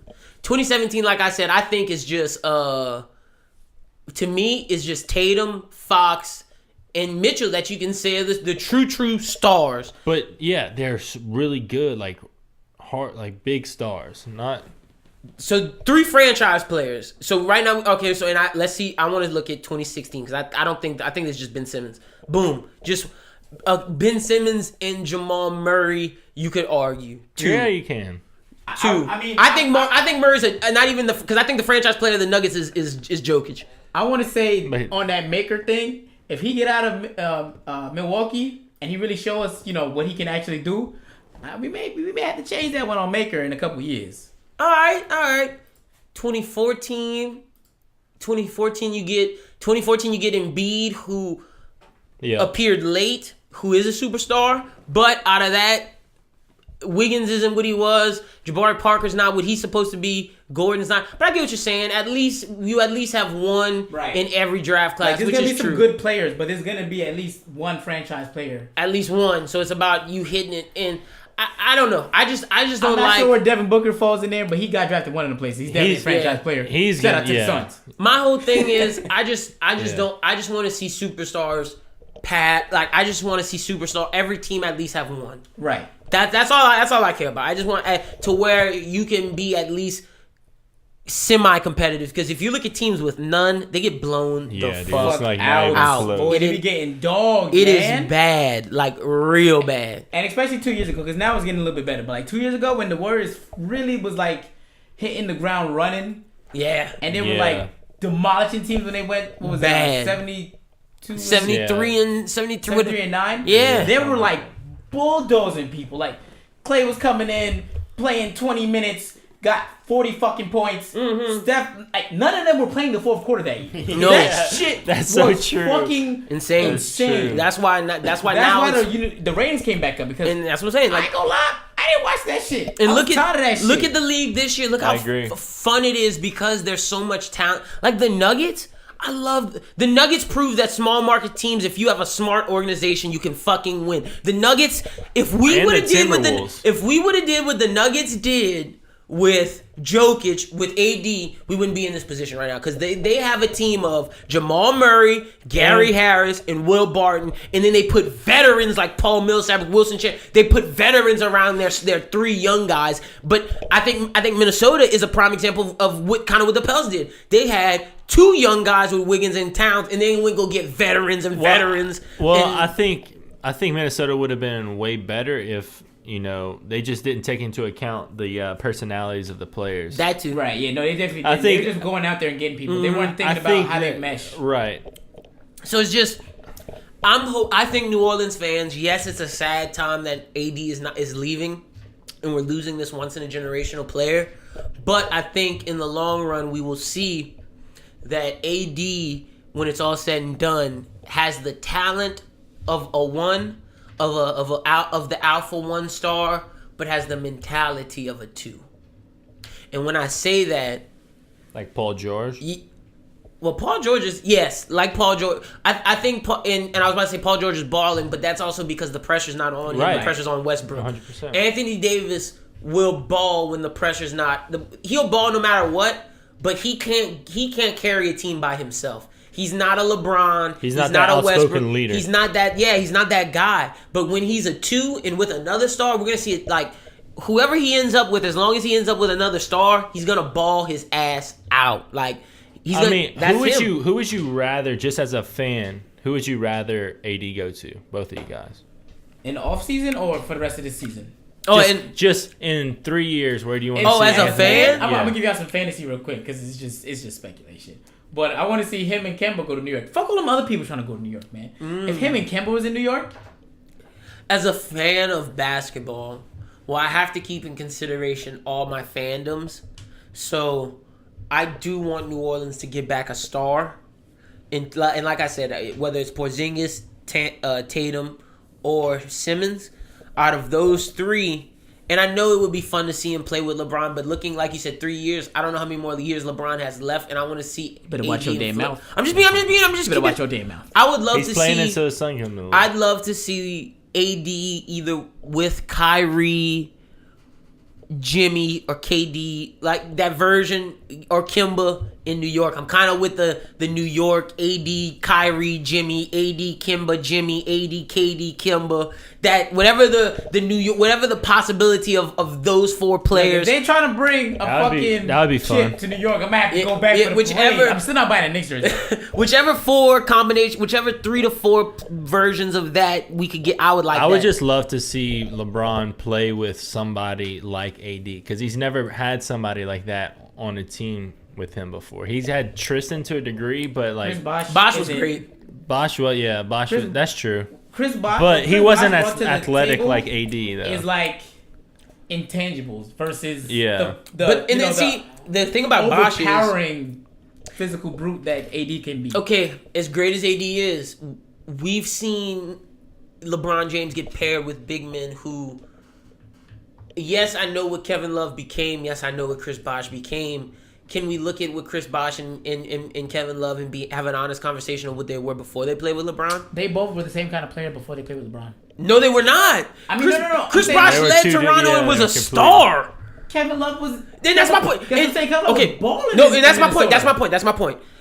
Would we know how LeBron plays with big men? Do we see AD have a decrease in that? Because he's a different player than that.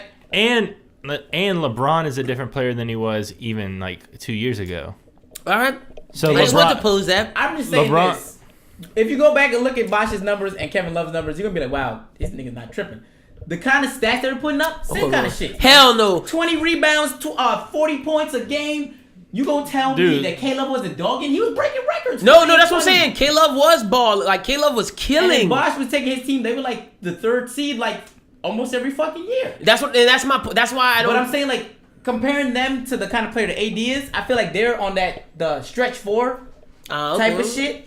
And he's more of a shit. Don't I say can do everything. Oh, okay. I can do everything type of shit. You know what I'm saying? I can pass out the post just like they can, but I can also face you up from the top. Neither one of them niggas is taking you from the top of the key. No, facts. Straight to the lane. Facts. I give you that. I'm the only one of them 3 that's doing that. I was just posing. Even in their prime.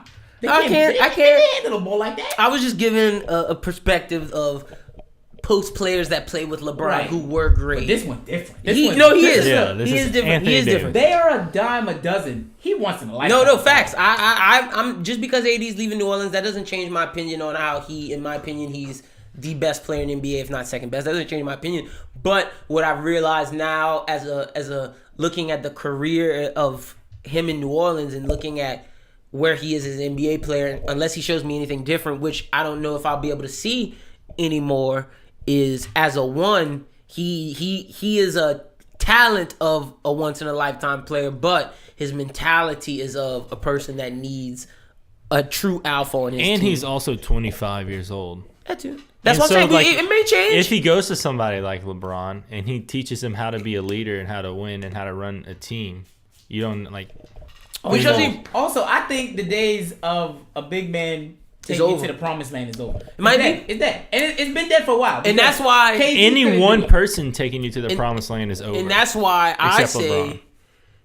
This guy. Am I wrong? Am I wrong though? Am I wrong? Tell me. I don't know. Explain to me how I'm wrong. Because we don't know. Russell Westbrook. KD couldn't do it. I mean, Steph couldn't do it by himself. But that's against Golden State. Like when LeBron brought his team to the playoff, he was in the East. I don't know what KD can do in the competition level that was the East. The only real time that I really sat back and was like, this nigga LeBron is a beast, is back when he took his team when they lost to the Spurs in 2000. I thought that was. I was like, damn, that was the time he did it alone. I'd say that was like the time. What about last year? And then last year, because last year the East.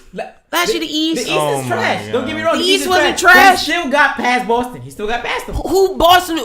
Boston without Kyrie. Boston's chance to win the championship was last year. All right. I'm telling you right now, if they would have got past them, they'd have been able to put up a better fight. When it was just Tatum and Jaylen Brown, they would have been able to put up a better fight than these Celtics can. You know why? Because these Celtics can't. These Celtics are fucking prima donnas. Yeah. No, they got egos. That's what I'm saying. That's why I want blow that fucking locker room. That's why I want Tatum. That's why Danny Ainge is making them calls, because he's about to blow it up anyway. Because if we get Tatum know he not shining his best. And New Orleans would love Tatum. Tatum would love New Orleans. Like, that's why I think out of the people that Anthony Davis had a great personality for New Orleans, but I think out of the people that we're about to get, I think either Porzingis or Tatum would be perfect stars for. They would like eat that up, and we would love them. Especially, I want Tatum more than Porzingis, because we need a guard back. Like, yeah, I don't want Porzingis. We could get a big guard. We just tried that. To play devil's advocate, I think Ben Simmons would get in a lot of trouble in New Orleans. Oh my god. I didn't say him. No. I'm saying that's why I was like, I had to put on the other side. I was like, because I don't want him because he can't shoot. That's why I said something. I was like, he would get in a lot of trouble. I don't want him because he can't shoot. I want a superstar that in the final seconds, I can give him the ball and watch him go ISO and get me buckets, and that's Jason. Jason Tatum, to me, there's two people who remind me of Kobe Bryant. Kyrie Irving and Jason Tatum, and that's probably why Boston isn't working because they have both of them. But if we imagine Jason Tatum with Drew Holiday, Marcus Smart, we managed to keep Mirotic, and we get that first round pick. Oh, You're not getting Zion, all right? Oh, we don't. So you can have whatever else you want. Okay. I don't think y'all getting Zion or RJ. Let me get RJ, nigga. He's about to fight you, bro. Let me get RJ, nigga. Trae Jones. No. Fuck. We talk Cam Reddish? Jones. Trajan Jones? Yeah. Y'all think that's who you think we're gonna get? If y'all can get somebody from the team, it's gonna be one. Yo, wait, but real nigga shit. If the team that I just told you is Holiday, we have Tatum, we have if we're able to sign Mirotic, we keep Jahlil Okafor. Shit, Trajan Jones or Cam Reddish. Trajan Jones is the point guard with him and Frank Jackson. That don't sound too bad. And Frank coming along now. Them niggas beat the Rockets last night. We've talked about the speculation of the I-10 report before. It sounds good on paper. No, but can I say this about my I-10 report? You can put a spin on anything, bro. But wait. Can we say this? The reports I gave when the team was healthy, were my reports right? But my point. But I'm just saying when are they gonna be healthy? Oh, well, I think when are they gonna be healthy? But that's what I'm saying. We getting rid of them injury. Injury-ridden players. We need to fire the fucking medical staff. Oh, yeah. That's it. Oh, No. Well, I don't necessarily know it's their fault. Clear their house. It's the management that's we need to clear house management. Getting injured players. Yeah, no, we got to clear. That's what I'm saying. We need new management. Who's passing these physicals? That's what I'm trying to figure out. We need new GM. I'm dunking everybody. Like we need new GM, new coach, and new president. Like Mickey Loomis should not be running the Pels anymore. Mickey Loomis, you just worry about the Saints. You do a great job with football. Facts. You know football. I want somebody that knows basketball. Like, and if that's the case, if we do that with Jason Tatum and Drew Holiday going to the future. And I think we getting that first round pick. Y'all gonna get a first round pick. I think we getting the number one pick. Y'all gonna get a first. You want round Phoenix pick. not, bro? He just don't want to see me shine. How Phoenix gonna get two in a Y'all not getting two in a. Y'all just got Aiden. It's not my fault y'all didn't pick Luka. Y'all should have picked Luka. Cleveland got 2 years in a row. If y'all would have picked Luka, y'all would have been alright. That was your chance. Look, dog, y'all done. I'm sorry. I know why they didn't pick Luka. Y'all should have picked Luka because every time them niggas picked the European player first, it never paid. That's their fault. That's their fault. Also. If we pick Luka, I don't think he comes over. I think he do. Him and Booker?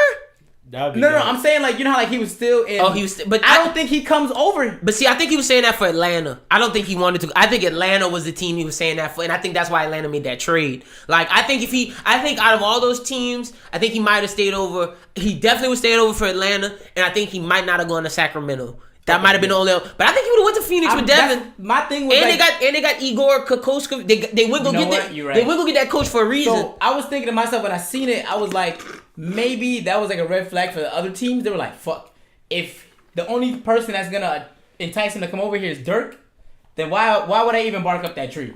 So that's what I took it as. But see, y'all had Igor. I thought y'all could have got him because of Igor. Right. And all I'm Booker saying is, come on, so why we can't have? Y'all would have had new Steph. Y'all would have had new Steph and Clay. Look, I'm not asking for Zion. Y'all would have had a bigger version of Steph and Clay. I mean, I would take it. Who y'all want? Who you want? I want Cam. Oh, you can have Cam. That's cool. Y'all team need him more than Zion. I don't think RJ fits on our team. RJ and Zion don't both. Y'all need a guard because Josh Jackson isn't the one. Yeah, and I knew he wasn't the one. I was so mad that, you know what? We ain't have to go out. But that's what I'm saying. Zion to the Pels with Tatum, with Drew Holiday. AD, if to make Cameron happy, AD can go to them in the summer of next year when y'all get Clay and whoever else. All I'm saying is if I know, young Pels can keep the double team from happening on AD, and he goes back into this reserve role of LeBron's putting up 20 and he got like fucking 20 assists and AD's doing his thing.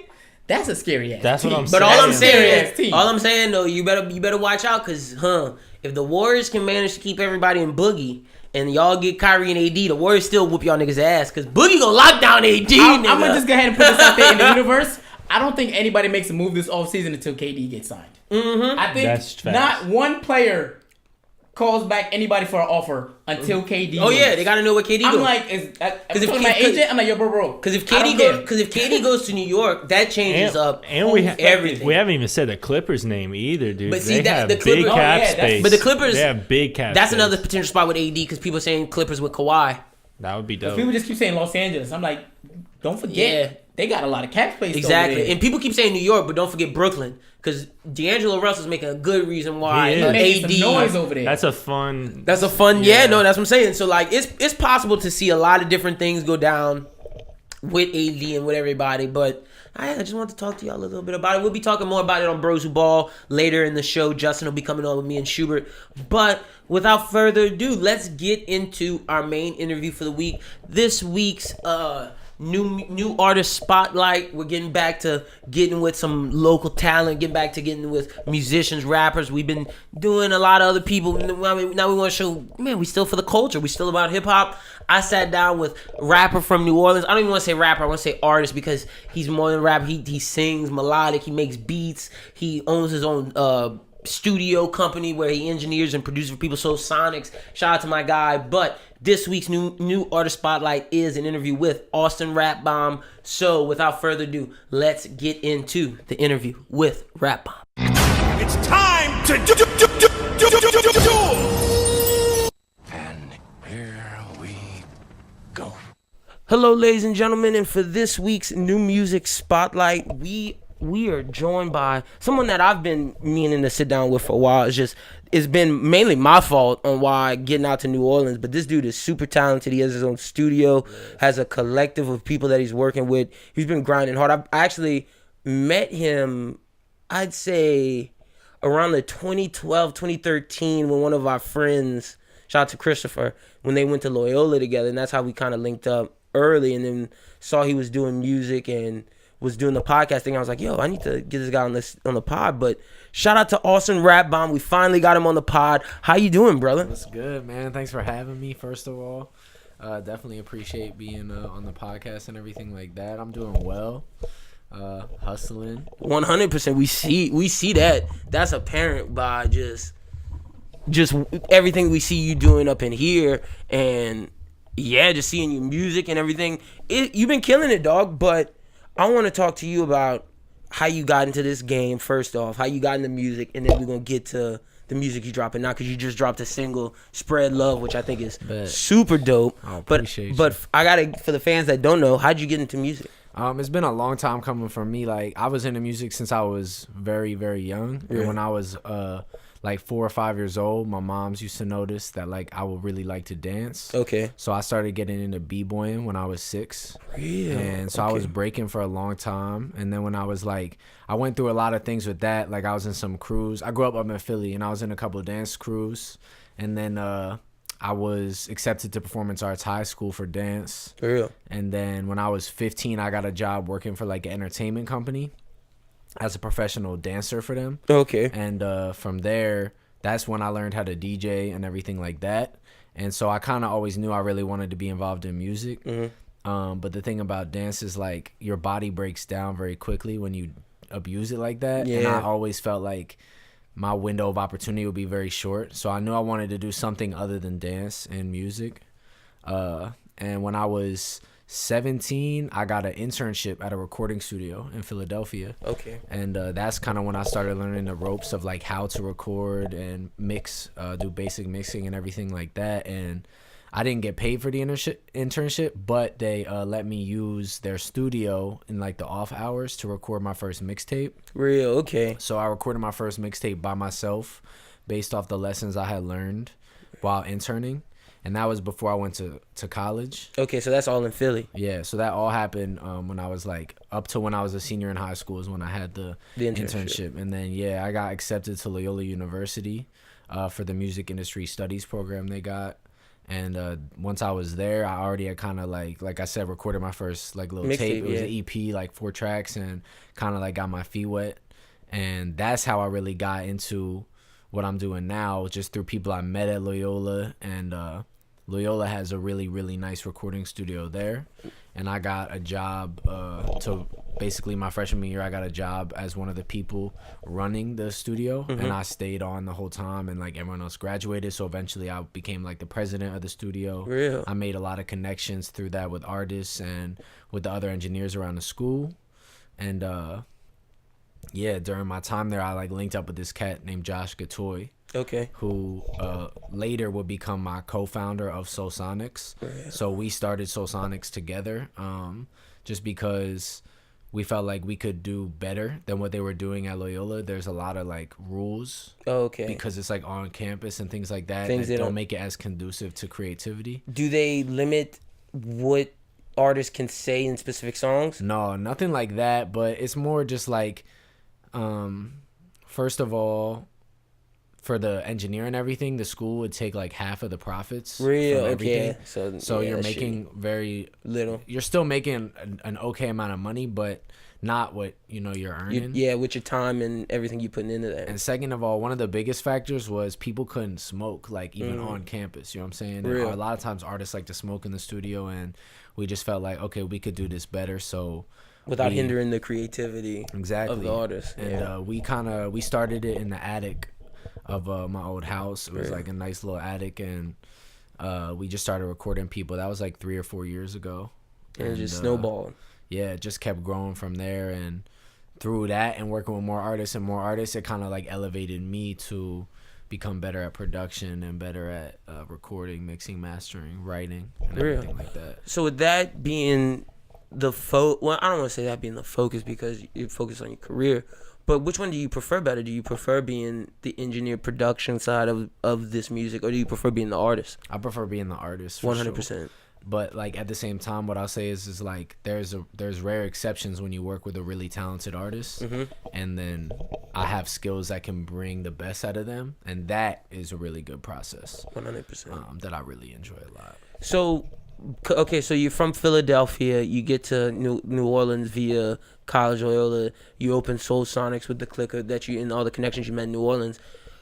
Where and you got into the hip hop culture through bebop dancing and being a dancer. Who would you say some of your favorite artists are? And then when does the influence, I know it comes from dancing, but when does the influence, or who does the influence of rapping come from? That's so interesting. Like, I don't know exactly, to be honest. Like, as far as for me rapping, I just always used to write a lot. Okay. When I was 15 or 16, I started a blog, but it was all poetry. Real. And I posted like poems for like 130, 140 days straight that I would write every single day, like in my study hall period.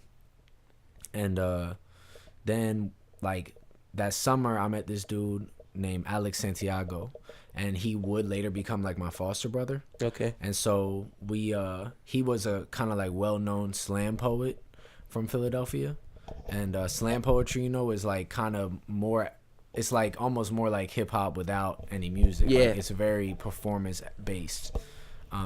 You can't like read a slam poem. No, you gotta on a perform page. it. Yeah, you gotta hear it. So, like, he kind of got me in the slam scene, and we started performing a lot together. Okay. And through slam, like, I really found my voice as a rapper. Like, before that, I always wrote and I sang more, but I never had found my voice as a rapper yet. And then through that experience, like, I really got to a place where I was like, okay, this is dope for me. And I met we had this performance actually where afterwards, it was a really big performance we had in front of probably like 1,000 people or something like that. And we did this group poem we have that's like me and him going back and forth.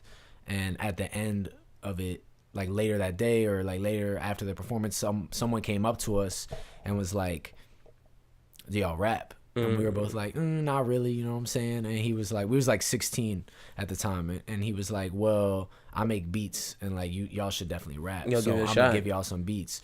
So he gave us some beats and we tried to like make a few songs, you know what I'm saying? And that is where I kind of found my voice from rap. But like, it's interesting because as I grow in music, I always have new influences, people who are more current. Yeah. And then I always have the ones who stuck with me from the beginning. You know what I'm saying? Like, one of like my first favorite MCs was Boogie. You know what I'm saying? But classic. Being that he passed away when I was a little kid, you only had so much of exactly. So as I grow, like I found out about new people.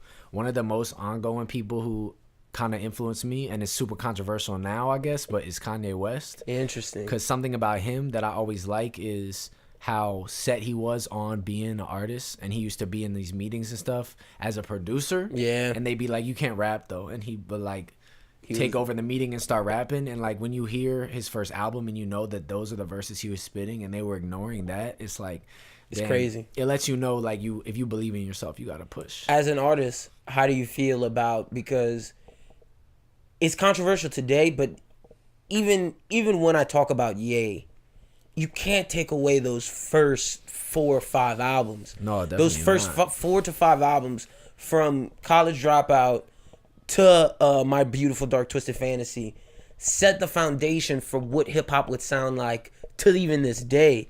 Absolutely. And as a fan and as someone who took inspiration from that, how do you feel seeing him be what he is today? Well, I always ask people this question. Like, I'm super interested in this, so I might ask it to you go right ahead. now. Like, can you personally separate the art from the artist?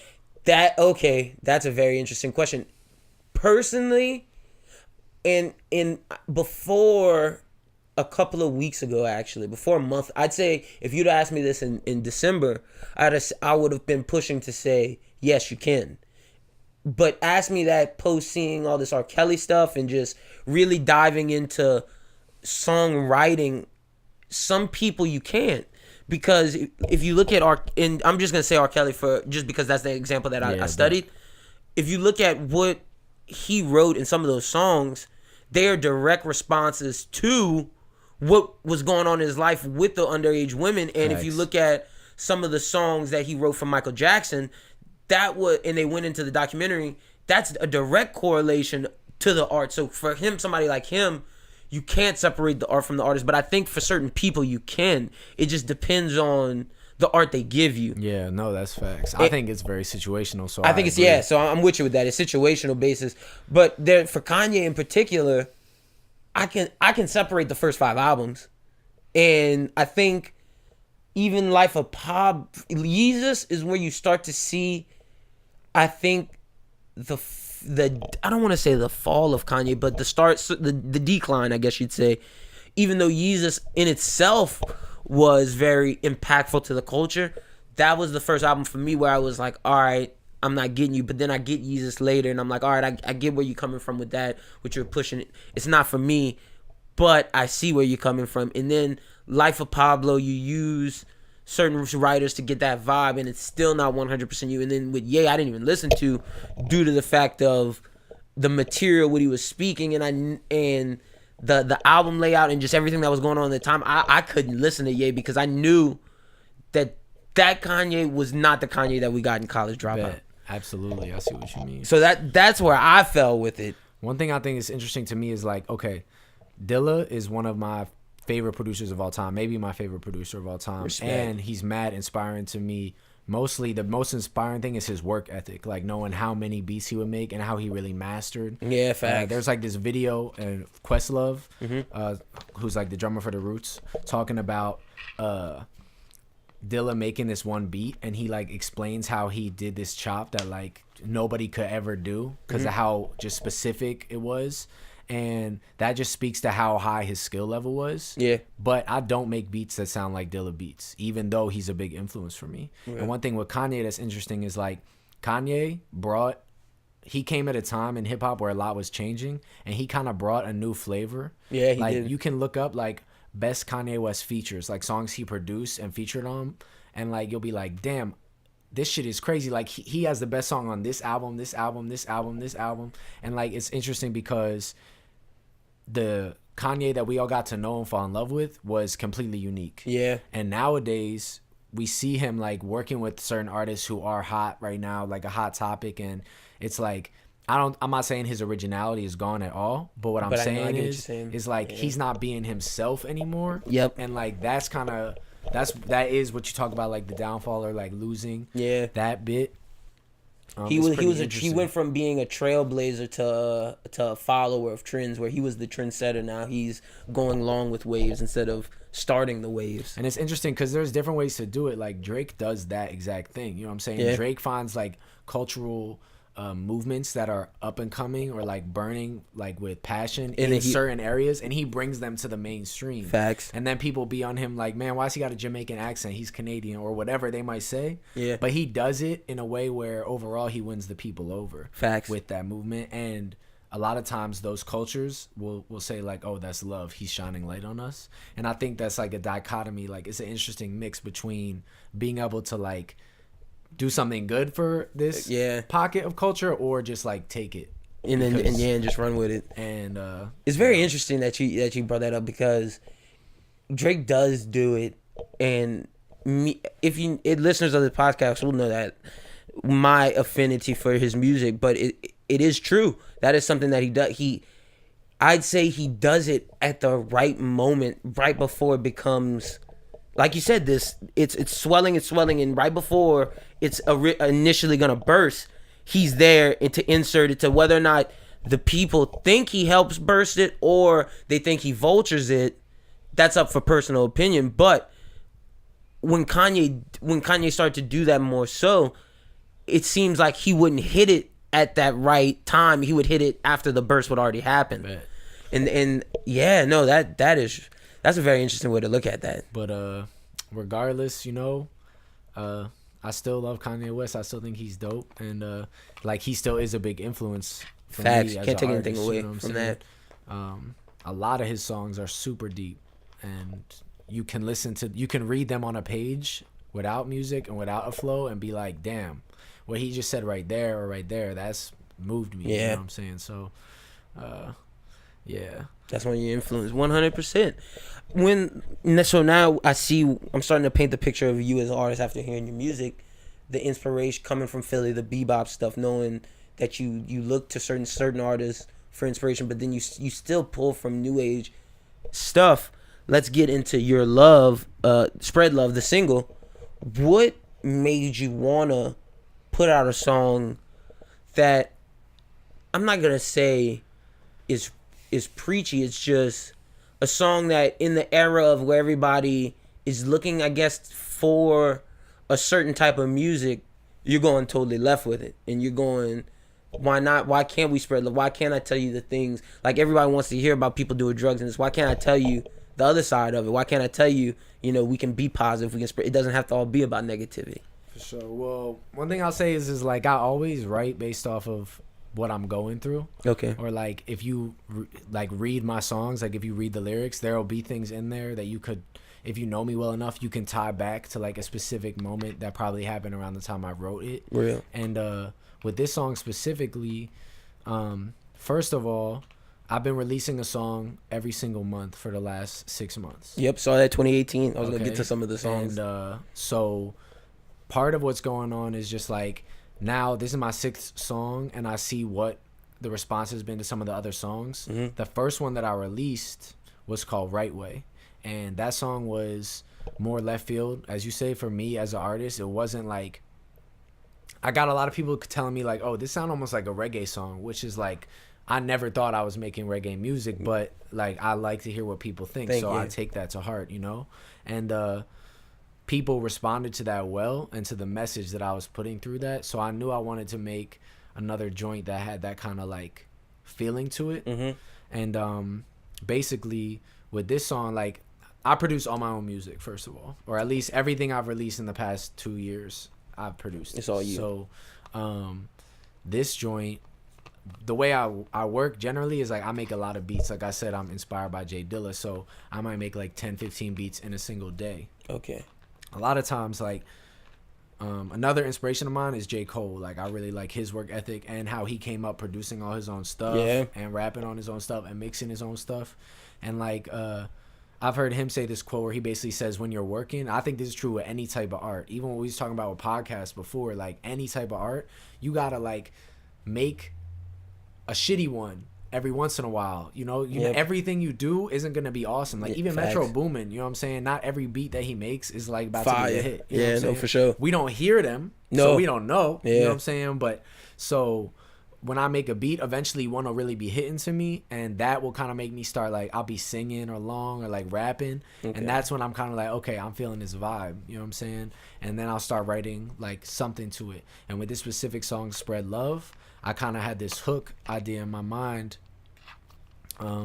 Just it's like, don't know where I'm going to, when I get there know what I'ma do though. And I was like, it's interesting because that's where I'm at in my life right now. It's been a big transitionary period for me. and I've been like felt like I've lost sight of my path sometimes, but I just know that I have to maintain. And like, you know, if you ever been caught in like a sandstorm or something like that, like you on the highway, you know what I'm saying? You just got to keep driving through it, and you can like just see the white line right in front of you enough to stay on the road. And so my whole thing is like, all I know is that I'm going to continue to be the same person I am, the genuine person who just wants to give love and respect to everybody around me. And that no matter where I end up, if I'm going to do that, then like I'm going to be okay. 100%. Man, that is very interesting, because I'd say creatively for me, around the end of the year last year, about December-ish, I was going through that same thing of just a feeling of a muck. And it's like you're so busy looking at where you want to go and where you know you're going to go and where you think that's where you should be at. But it's like you got to be in the moment now and look at, like you said, those white lines now, and then get your way out of that muck instead of just always focusing on that future. Because if you put yourself there, you're not here. So you'll continuously sink in that ooze of where you want to be, instead of letting the creativity of the pain out and then letting that propel you to where you're supposed to be, instead of focusing on the right now. So I relate to that very much. In this time of, I guess, the era of social media being so negative, I think a song like this is very positive. Do you think, and I know you said you related to what you were going through in your life, but do you think some part of your conscious was looking at the things around you from what we see, the negativity, and wanted to be that, I don't want to say and be corny and say be that light and that negative, but yeah, in a sense, give out a message that you thought could brighten up other people. And it might not have been a conscious decision, but no, yeah, absolutely. Like, honestly, if you listen to the whole song, like the lyrics of the verses, it's 2 verses, and both of them is like almost it talks about it from the opposite perspective of spread love. Like the very first line of the whole song is like, main thing that I'm learning about in this life, when human beings feeling hurt, they just want to fight.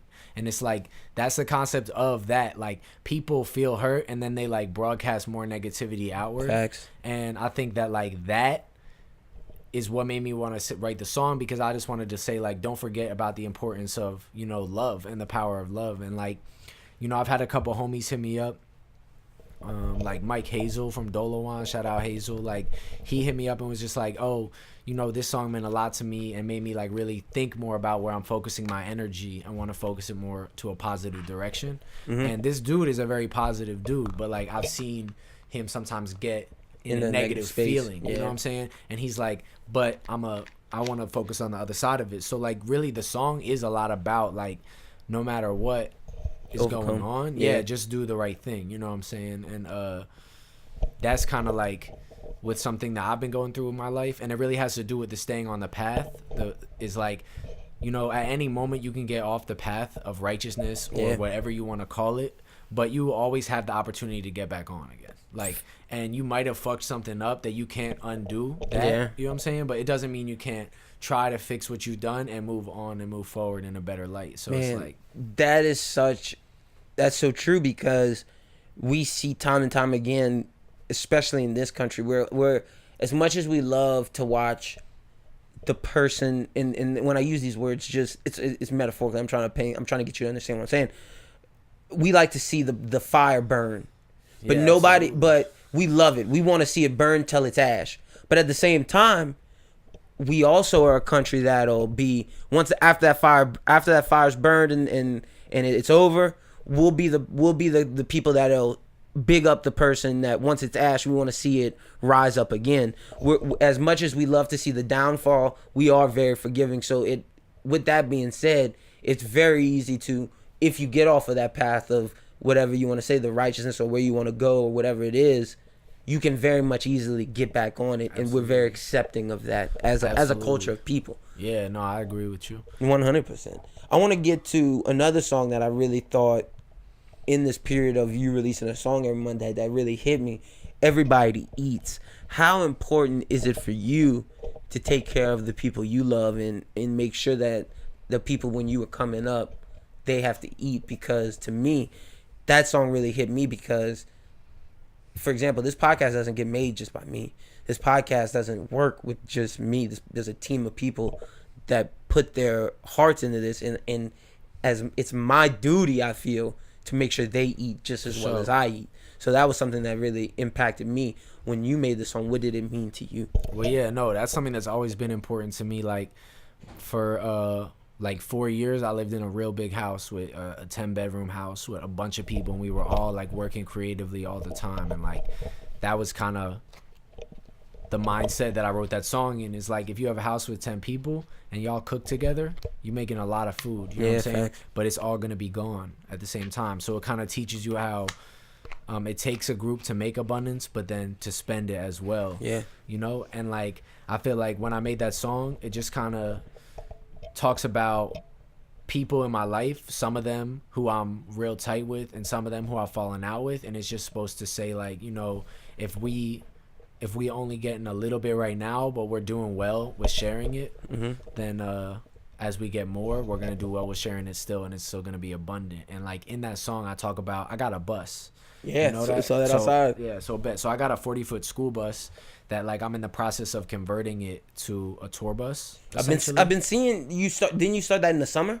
Yeah. Because I remember the videos you were posting about, Yeah. like, y'all's process of getting it right. So yeah, basically, like, started by taking all the seats out, like re-insulating the bus, putting in walls and a new floor. Now we're working on like getting the electrical system set up, so we got like a battery bank and everything like that. So it'll be just like RV, just shaped like a school bus. You know what I'm That's saying? fire. And essentially, like, I talk about the bus in the song because it's like, I'm just one man. Like, I don't really need a bus for myself. You know what I'm saying? But the fact that I can go with 7, 9 other people and like exist on that thing and go on a tour, you know, anywhere, that's why it's so valuable. Because even right now, when I'm not like, I've been on a couple tours before, and we had like SUV, and like to pack a bunch of dudes in an SUV with equipment It's a lot. yeah. No, or been there. it's sometimes impossible. Like, Yeah. I've had situations where we have artists who got to get buses from city to city because not everyone can even fit in the vehicle. So it's like, I just believe that, you know, it takes a good team to do so. And I you can see what I like to do is I like to veer off from these podcasts because there's a formula, but then I like to veer off to get certain topics that I think people can pull from. If you look at everything we've said at this point, an underlying message to me, at least, you're about self-sustainability. Oh, definitely. By you having your own studio, you teaching yourself how to engineer, producing. You want to. There's no need to pull someone else in unless you need to, unless you want to. You want to be in control of your career, and seeing you go as far as to build your own tour bus, that says a lot about self-sustainability with yourself. How important is it for you to maintain that? And with that being said, are you interested in ever going label-wise? Are you about staying self-sufficient and being independent? Yo, that's a super interesting topic because, I mean, first of all, I study music industry in school, and we had some real industry professionals, like Grammy Award-winning producers as some of my professors. Real, so you And know the I've business gotten some through. inside information, and they always tell you, like, don't sign a deal in our school. So, class, like, that's kind of the first thing off top. But we live in this interesting time where, and I was listening to some podcast recently, I forgot what it was, like some radio station, and they were talking about, you know what it was? It was Sway, and he was talking to Boogie, Okay. and they were talking because he signed with Shady Records now. Yeah. and they were talking about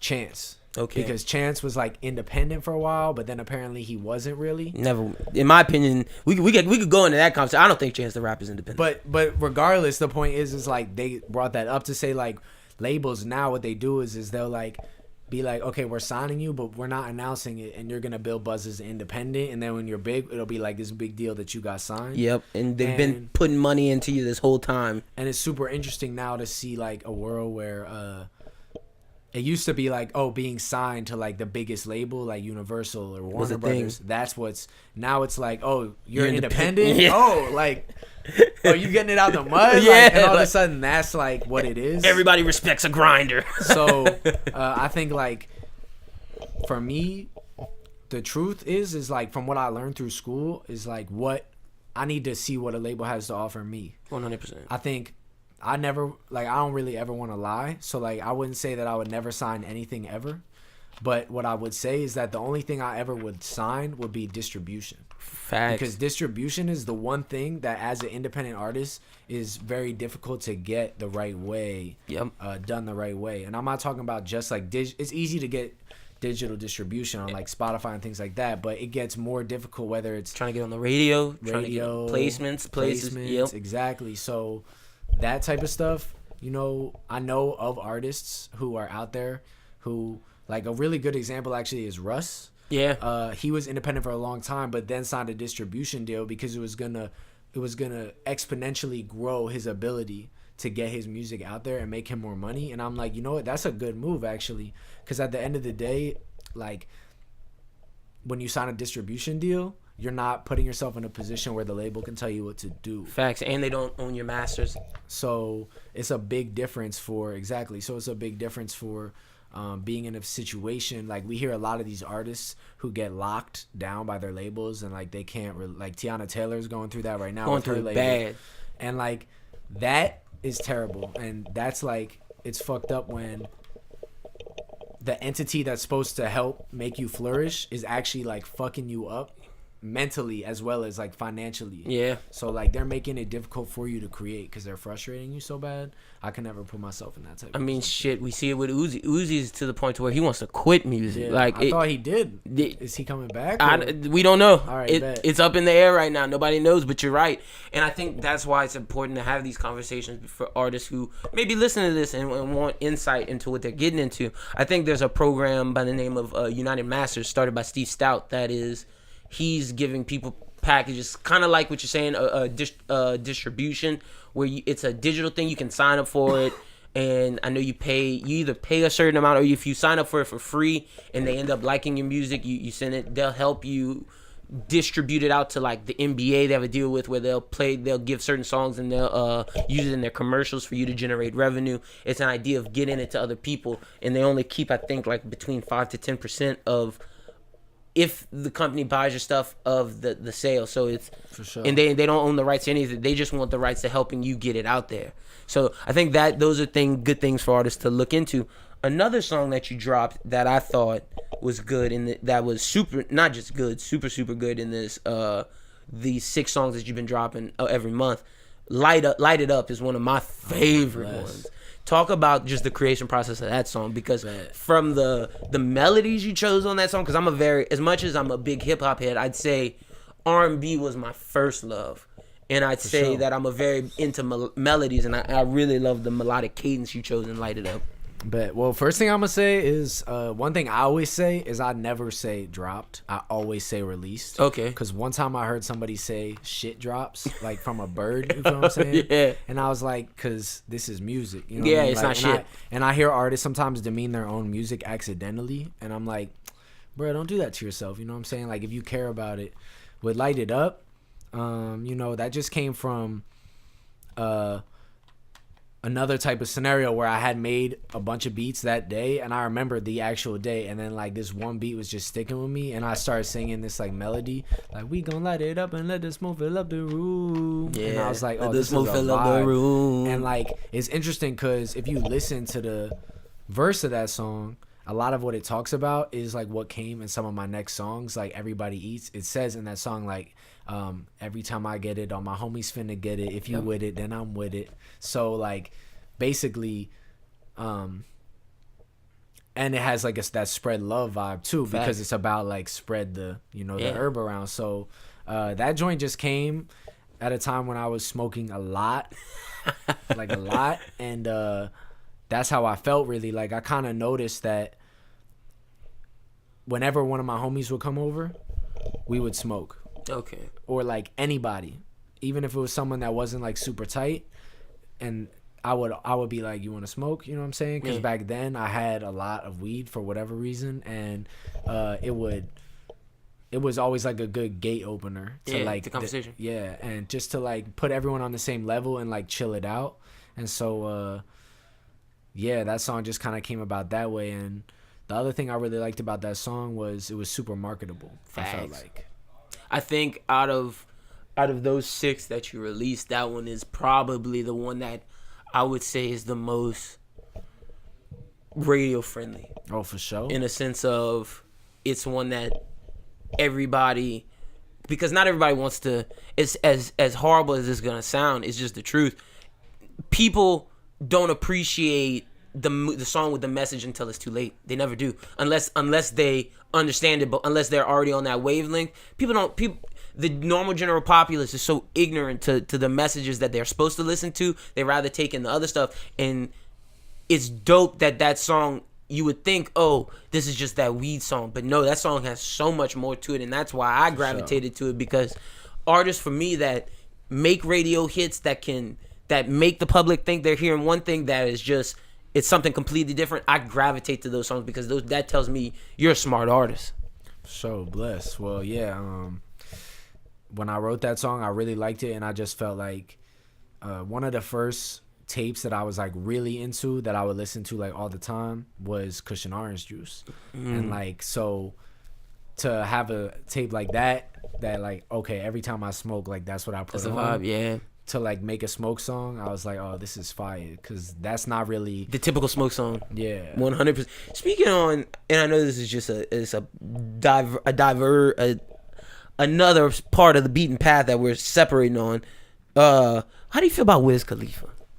I mean, like, as an artist, I like him as an artist. First of all, when I learned about, because he's from Pittsburgh, so that's not very far from Philly. It's about 5 hours, and I got cousins out there that went to like the same high school as him. Real. So I kind of heard about him very early on in his career, and one thing that I learned about what he did with Rostrum Records is like, he was, if I'm not mistaken, he was like 16 when he started messing with them. I believe so. And he essentially was recording for free because he was interning for them. Real. Or something like that.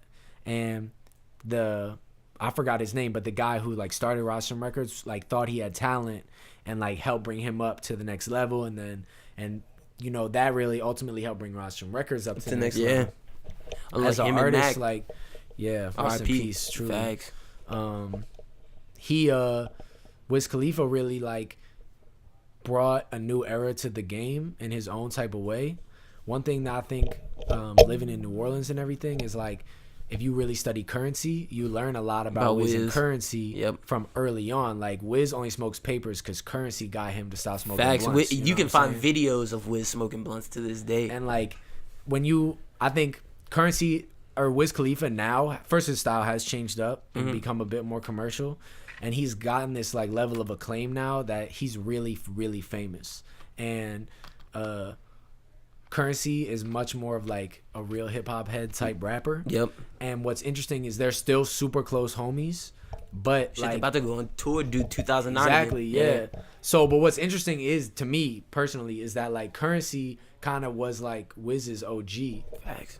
But in the fame route, like Wiz has kind of surpassed him. Yeah. But that hasn't changed their relationship, at least on the surface, for what we get to see. we get to see. Yeah, 100%. When I asked, like, I like the way you went with that. I was asking more so on the music aspect because you said Cushion OJ, but that's a good way to look at Wiz through his and Currency's relationship. I think that says a lot, because Wiz, he might not necessarily, and I know everybody gets on him like he hasn't made a project since Taylor Altered Eyes, that people like the Cushion OJ, Taylor Altered Eyes, that run, that's what people love Wiz for. But I think the way you said, he had to go that way, because once Black and Yellow came out, it was everybody wanted Wiz, and he went mainstream. It wasn't necessarily that he went mainstream, he just went with what the people wanted from him, I guess. One thing that's interesting about, I see this happen with dozens and dozens of artists, and I don't know if this is like a label telling you what to do type thing or what it is, but I always feel like an artist pops to where their core group of fans who have been with them since before they were big, they get the masterpiece, like the thing that is like what they mess with most heavily ever. Yeah. And it couldn't get any better than that. And then that project, so like, for example, if you're Kendrick Lamar, it's like Good Kid, Mad City. Yeah. That project. So like, everyone loves Section 80, but then Good Kid, Mad City brought him to the mainstay. Yeah, like made him one of the biggest names in hip hop. And then after that, now this doesn't apply to Kendrick at all, but after that, generally, I noticed that the artist goes more commercial. Facts. And what they seem to do is like they get to this level where they've delivered a masterpiece to their core fans, and then they go away from the style or the feeling that people love them for. And I feel like that's kind of what happened to Wiz. Like Facts. even though you like what you said is true, like people want this stuff that now is like getting old and older, you know what I'm saying? He has more fans right now and more people who know his lyrics. So it's like, how do you measure that? You know what I'm saying? I think that's something that artists really have a hard time measuring, because if you look at Wale is a perfect example of this. Everybody always is like, Wale, why don't we get that old mixtape, the stories, the album about the mixtape about nothing, all that old series? And he's like, bro, I've given y'all just don't, y'all. It's like what you said. They dropped the first album that they love him for, then they go commercial. He tried the commercial thing, then he goes back to giving people what they wanted, but then by that time it's too late, so they get stuck in this limbo of nowhere to go.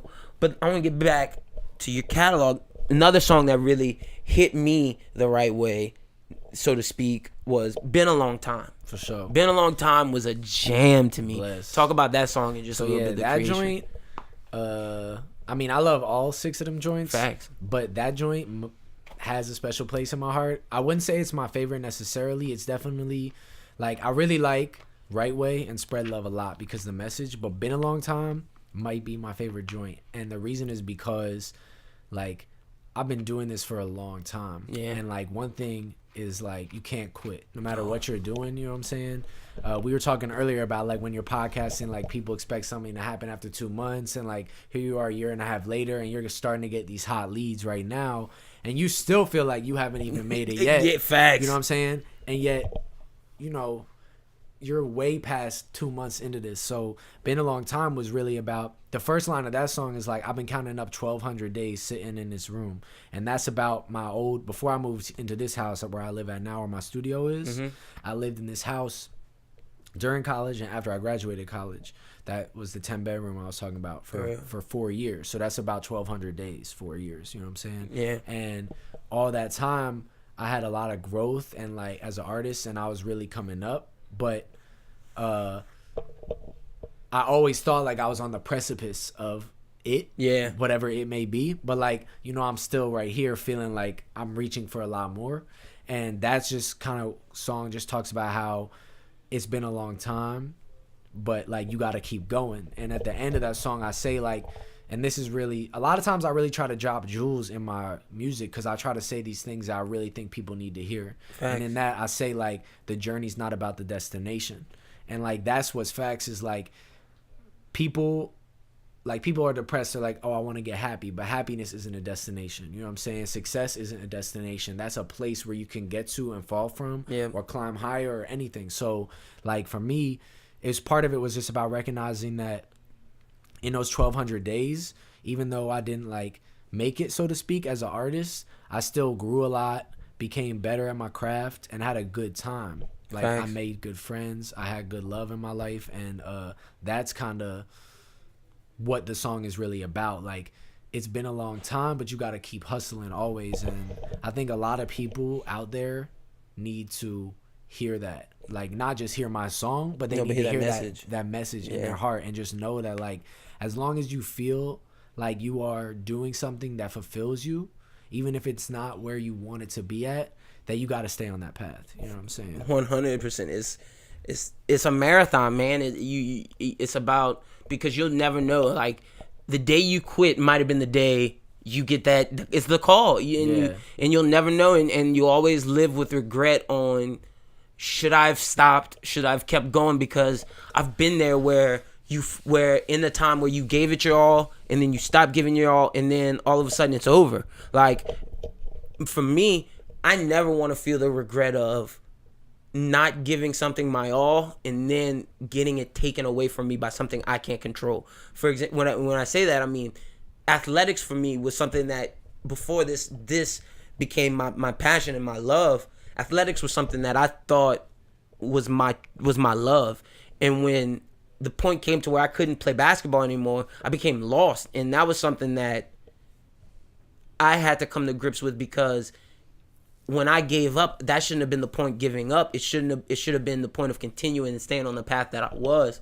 But losing sight of that is so hard, because when you lose sight of the path you're supposed to be on and you get lost, it's so hard to get back on, and it takes damn near all you got. But once you get back on the path, or you find a new path, you find so much happiness and stuff, and then you can reflect on the past failures to evolve you in the path that you're on now. I guess that's the best way I can say it. But Been a Long Time is one of those ones that you need to listen to, because out there, that song is one that can help you through your everyday journeys of getting on this path. You know what's interesting? Like, when I really think about it, like what type of music I make, I guess it's like conscious. Like, but at the same time, Been a Long Time like smacks. You know what I'm saying? Like, and that's that stuff I was telling you about, where I appreciate an artist that can put those underlying deep levels into it, but at the same time still be a banger. And like, that's the thing. Like, I produce music for all types of artists, like singers, R&B singers, soul music, like trap artists. And, you know, I've been releasing a beat a day for the last 93 days, as well as this whole song a month joint. So I've released almost 100 beats in the last 100 days. Sheesh. And, like, if you go and listen to them, they're all on a playlist on SoundCloud, and a lot of them are on YouTube as well. At Austin Rapbaum, you know what I'm saying? And if you go listen to the beats, first of all, every single day there's a new one. But second of all, they're wildly different. Like, there's some on there that I don't think anybody would do any type of vocals on, all the way to, and I've worked with artists already based off these beats from all over, like artists in LA, artists in Canada, artists in New Orleans, artists in New York, who have contacted me, found the beats and everything like that. And I feel like regardless of what type of music I make as an artist myself, I can produce a wide variety. And like, the thing about Been a Long Time is like, it really slaps. Like, that joint really goes hard. And like, I really think, because you said Light It Up could sound on the radio, but I really think Been a Long Time could be. No, you're absolutely right. Because that joint, like, anybody would like it. You could not speak English, so not understand a word, but still you would vibe. Yeah. You know what I'm saying? 100%. 100. With the song A Month, is there a project coming? Yes, actually there is. So I've been working on this project for over 2 years, honestly. The first song I wrote almost 4 years ago, actually. And essentially, the project is called The Lovely One. Okay. And I'm gonna put air horns right here. Burr, burr, burr, burr. Yeah, and I don't want to go too deep into it, but basically, I don't know when it's coming. It's almost completely done, and I don't really work on it all the time. But I just realized that I need more attention on me if I'm gonna release. This project came from a place of deep contemplative thought and realizing, like, I think one of the most important things about having a voice is knowing what your voice is meant to say. Facts. Okay, no matter what you do, music or anything, you know what I'm saying? Like, no matter what your place is in society, you have some type of message that you have to give. Yeah. And somebody once said to me, like, it was this girl that I liked. This was like in college. She said to me, like, man, you always make songs about girls. It's like old. You know what I'm saying? And when that really hit me, because I probably made a couple songs about her and she was dissing them, you know what I'm saying? And it made me think, like, well, there must be a reason I'm doing that subconsciously. And what I decided was, it's because I haven't made the song that I wanted to yet.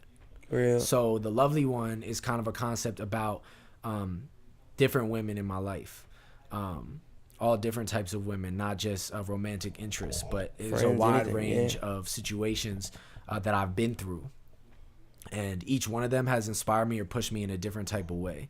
And I'm not going to really go into what they are, but it's everything that I've possibly been able to imagine. You know what I'm saying? Every type of relationship. Every situation. That I've been able to imagine, exactly written into a song.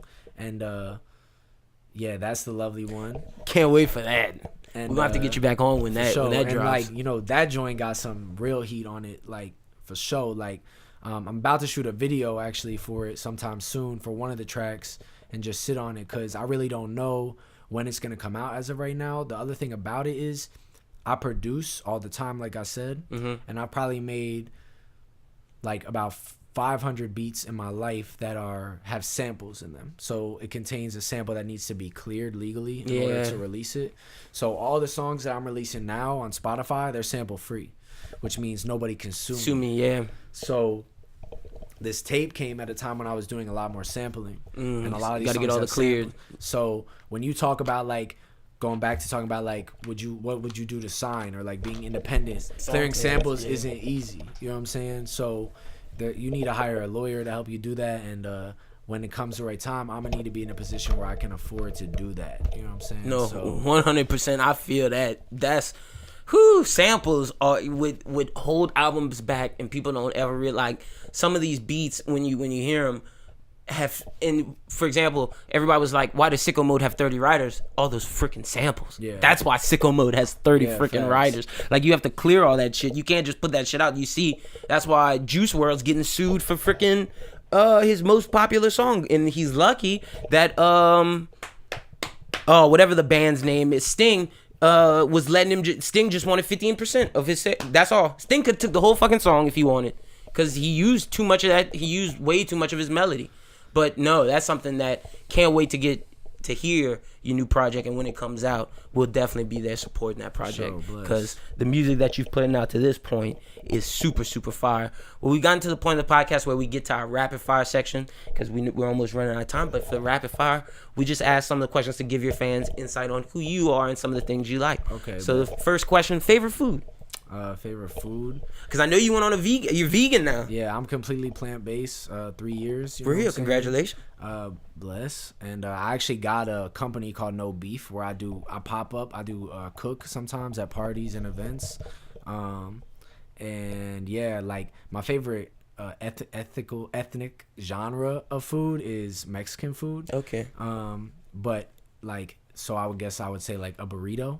But if I can't say that, I would probably say French fries, honestly. Real. That's something you still get to vibe with. Yeah, I love French fries. Because in speaking on your burrito thing, I saw you post a video the other day. You making a plant-based burrito. Yeah, absolutely. Yeah, so that's all.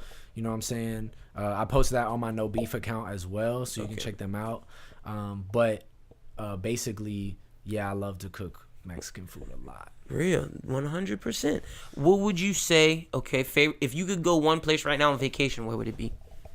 One place on vacation right now? Anywhere. Man, probably. That's a good question, honestly. I'm gonna have to say like somewhere super tropical. Like, I've been seeing a lot of artists go to a place called Tillam. Have you heard of it before? Nah, I never heard of Tillam. It's like an island. You heard that place, Shubert? Real. It's and it seems mad tropical and like super dope. Like somewhere warm with a beach and like some type of dope drink with an umbrella in it. You know what I'm saying? 100%. That's a vibe. Next question we got is favorite movie. My favorite movie. That's difficult, honestly, because it changes. Yeah, if you got if something that it doesn't necessarily have to be. This is Austin Rapbaum's #1 favorite movie. But just give us some. I mean, I really like Tarantino. Pulp Fiction might be my favorite movie. I've seen it so many times that it might have been graded down a little bit. But, okay. You know, another one that used to be my favorite movie for a long time was The Dark Knight. And that was straight based off Heath Ledger's performance. Killed it. Yeah, I think good acting makes a movie, and bad acting kills it. So facto. Would you say Pulp Fiction is Quentin Tarantino's best movie? No, not even actually. But there's a lot of things, specific moments in that movie that are just so good and like really stick with me. That's why it's your favorite. Yeah, like I made a lot of music with that on silent in the background. You know That's the thing that you got on 100. What would you say? Because I'm a big Tarantino fan, and when people say, "What do you think his best movie is?" I go back and forth between Inglourious Bastards, and I'd probably say Kill Bill Volume 1. I go back, and I know some people say Django, but I can see some things that are wrong with Django, and I love Django, but Inglourious Bastards, to me, between that and Kill Bill 1, those two are... For sure. Honestly, all of his movies are so good. I would have probably said Kill Bill. Like, growing up, my pops put me on Kill Bill when it came out. That was, like, the first DVD we ever had in the house. Real? I'm pretty sure. And, because that came out, like, right after DVDs started, like, dropping, yeah. And, that's a really, really good movie. You know what I'm saying? But even, like, his most recent joint, which was Hateful Eight, I think. You fucked with that? That joint is sick. Like, I really love how the whole time then you don't know what. Yeah, and like I like movies like that. I like movies that like keep you from like you're in the room the whole time and you don't know like, oh, there's blood under the chair and like, all this shit. And even when you think you're privy to all the information as the viewer, they're keeping something from you. I like that a lot. Real, you got to be sure to check out Tarantino's new movie because he's finally working with. Well, I don't want to say finally because he worked with Leo in Django, but Leo's the main guy in this new movie. So you got it's Once Upon a Time in Hollywood. It's about the Charles Manson murder. So I did hear about that. That shit's gonna be crazy. Yeah, no, that shit's gonna be. I'm actually excited to see the new Jordan Peele movie. Us. Like, my best friend, Halftime Huey, aka Jeremiah Edness, he filmed most of my music videos that are out right now. He worked on that film. Crazy. So he was out in LA working on that movie and everything, and I'm like, yo, what are you doing? Like, and he's like, I can't tell you, you know what I'm saying? It's just Jordan Peele. And then he's like that's the first time I saw the poster with like the scissors, was he posted it up on his Instagram. Crazy. And I was like, yo, and then I see the shit going viral, and I'm like, yo, I gotta see That's this wild, yo. Shout out to your friend, man. That's dope as fuck. Facts. Next question we got. If you are, and we ask this to everyone, this is kind of how we finish the rapid fire. If you were the director or writer of the Austin Rapbaum movie, how would you want it to end? How would I want it to end? Yeah. Damn, with a cliffhanger. Ooh, so you want your, okay. Because I'm gonna tell you that one thing I know about life is that you never know what's coming next, so. I respect. You know what I'm saying? We keep getting interesting answers. Some person said die. Some person said they just want to die. Like, I love the thing. cliffhanger. Even if answer. I die, you know what I'm saying? You don't know what's coming next. Next, you know facts. what I'm saying? So I'm trying to have a potential for a sequel on that. I fucks with that. That's it. That's one of the best answers we've gotten. I fuck with that heavy.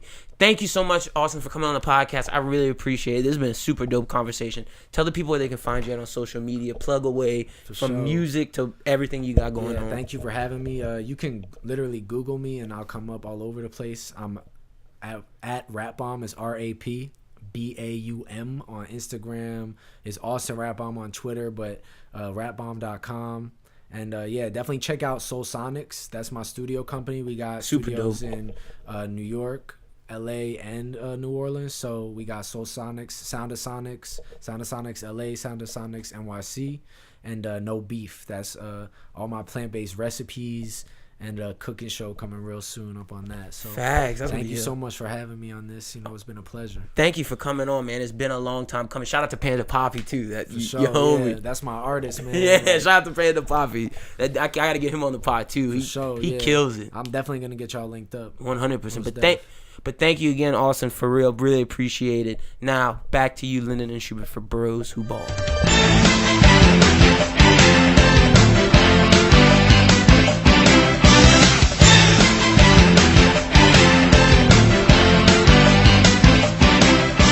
Yes, ladies and gentlemen, you know what that sound means. It is time for another edition of Bros Who Ball. I want to thank Austin Rapbaum for coming on the podcast. Really dope interview. Really dope to hear his creative process, to talk to him about the ins and outs of the game, and then talk about his music. I think what he's doing musically is something that's good for the culture, and a lot more ears need to be listening to what he's doing and the message he's spreading.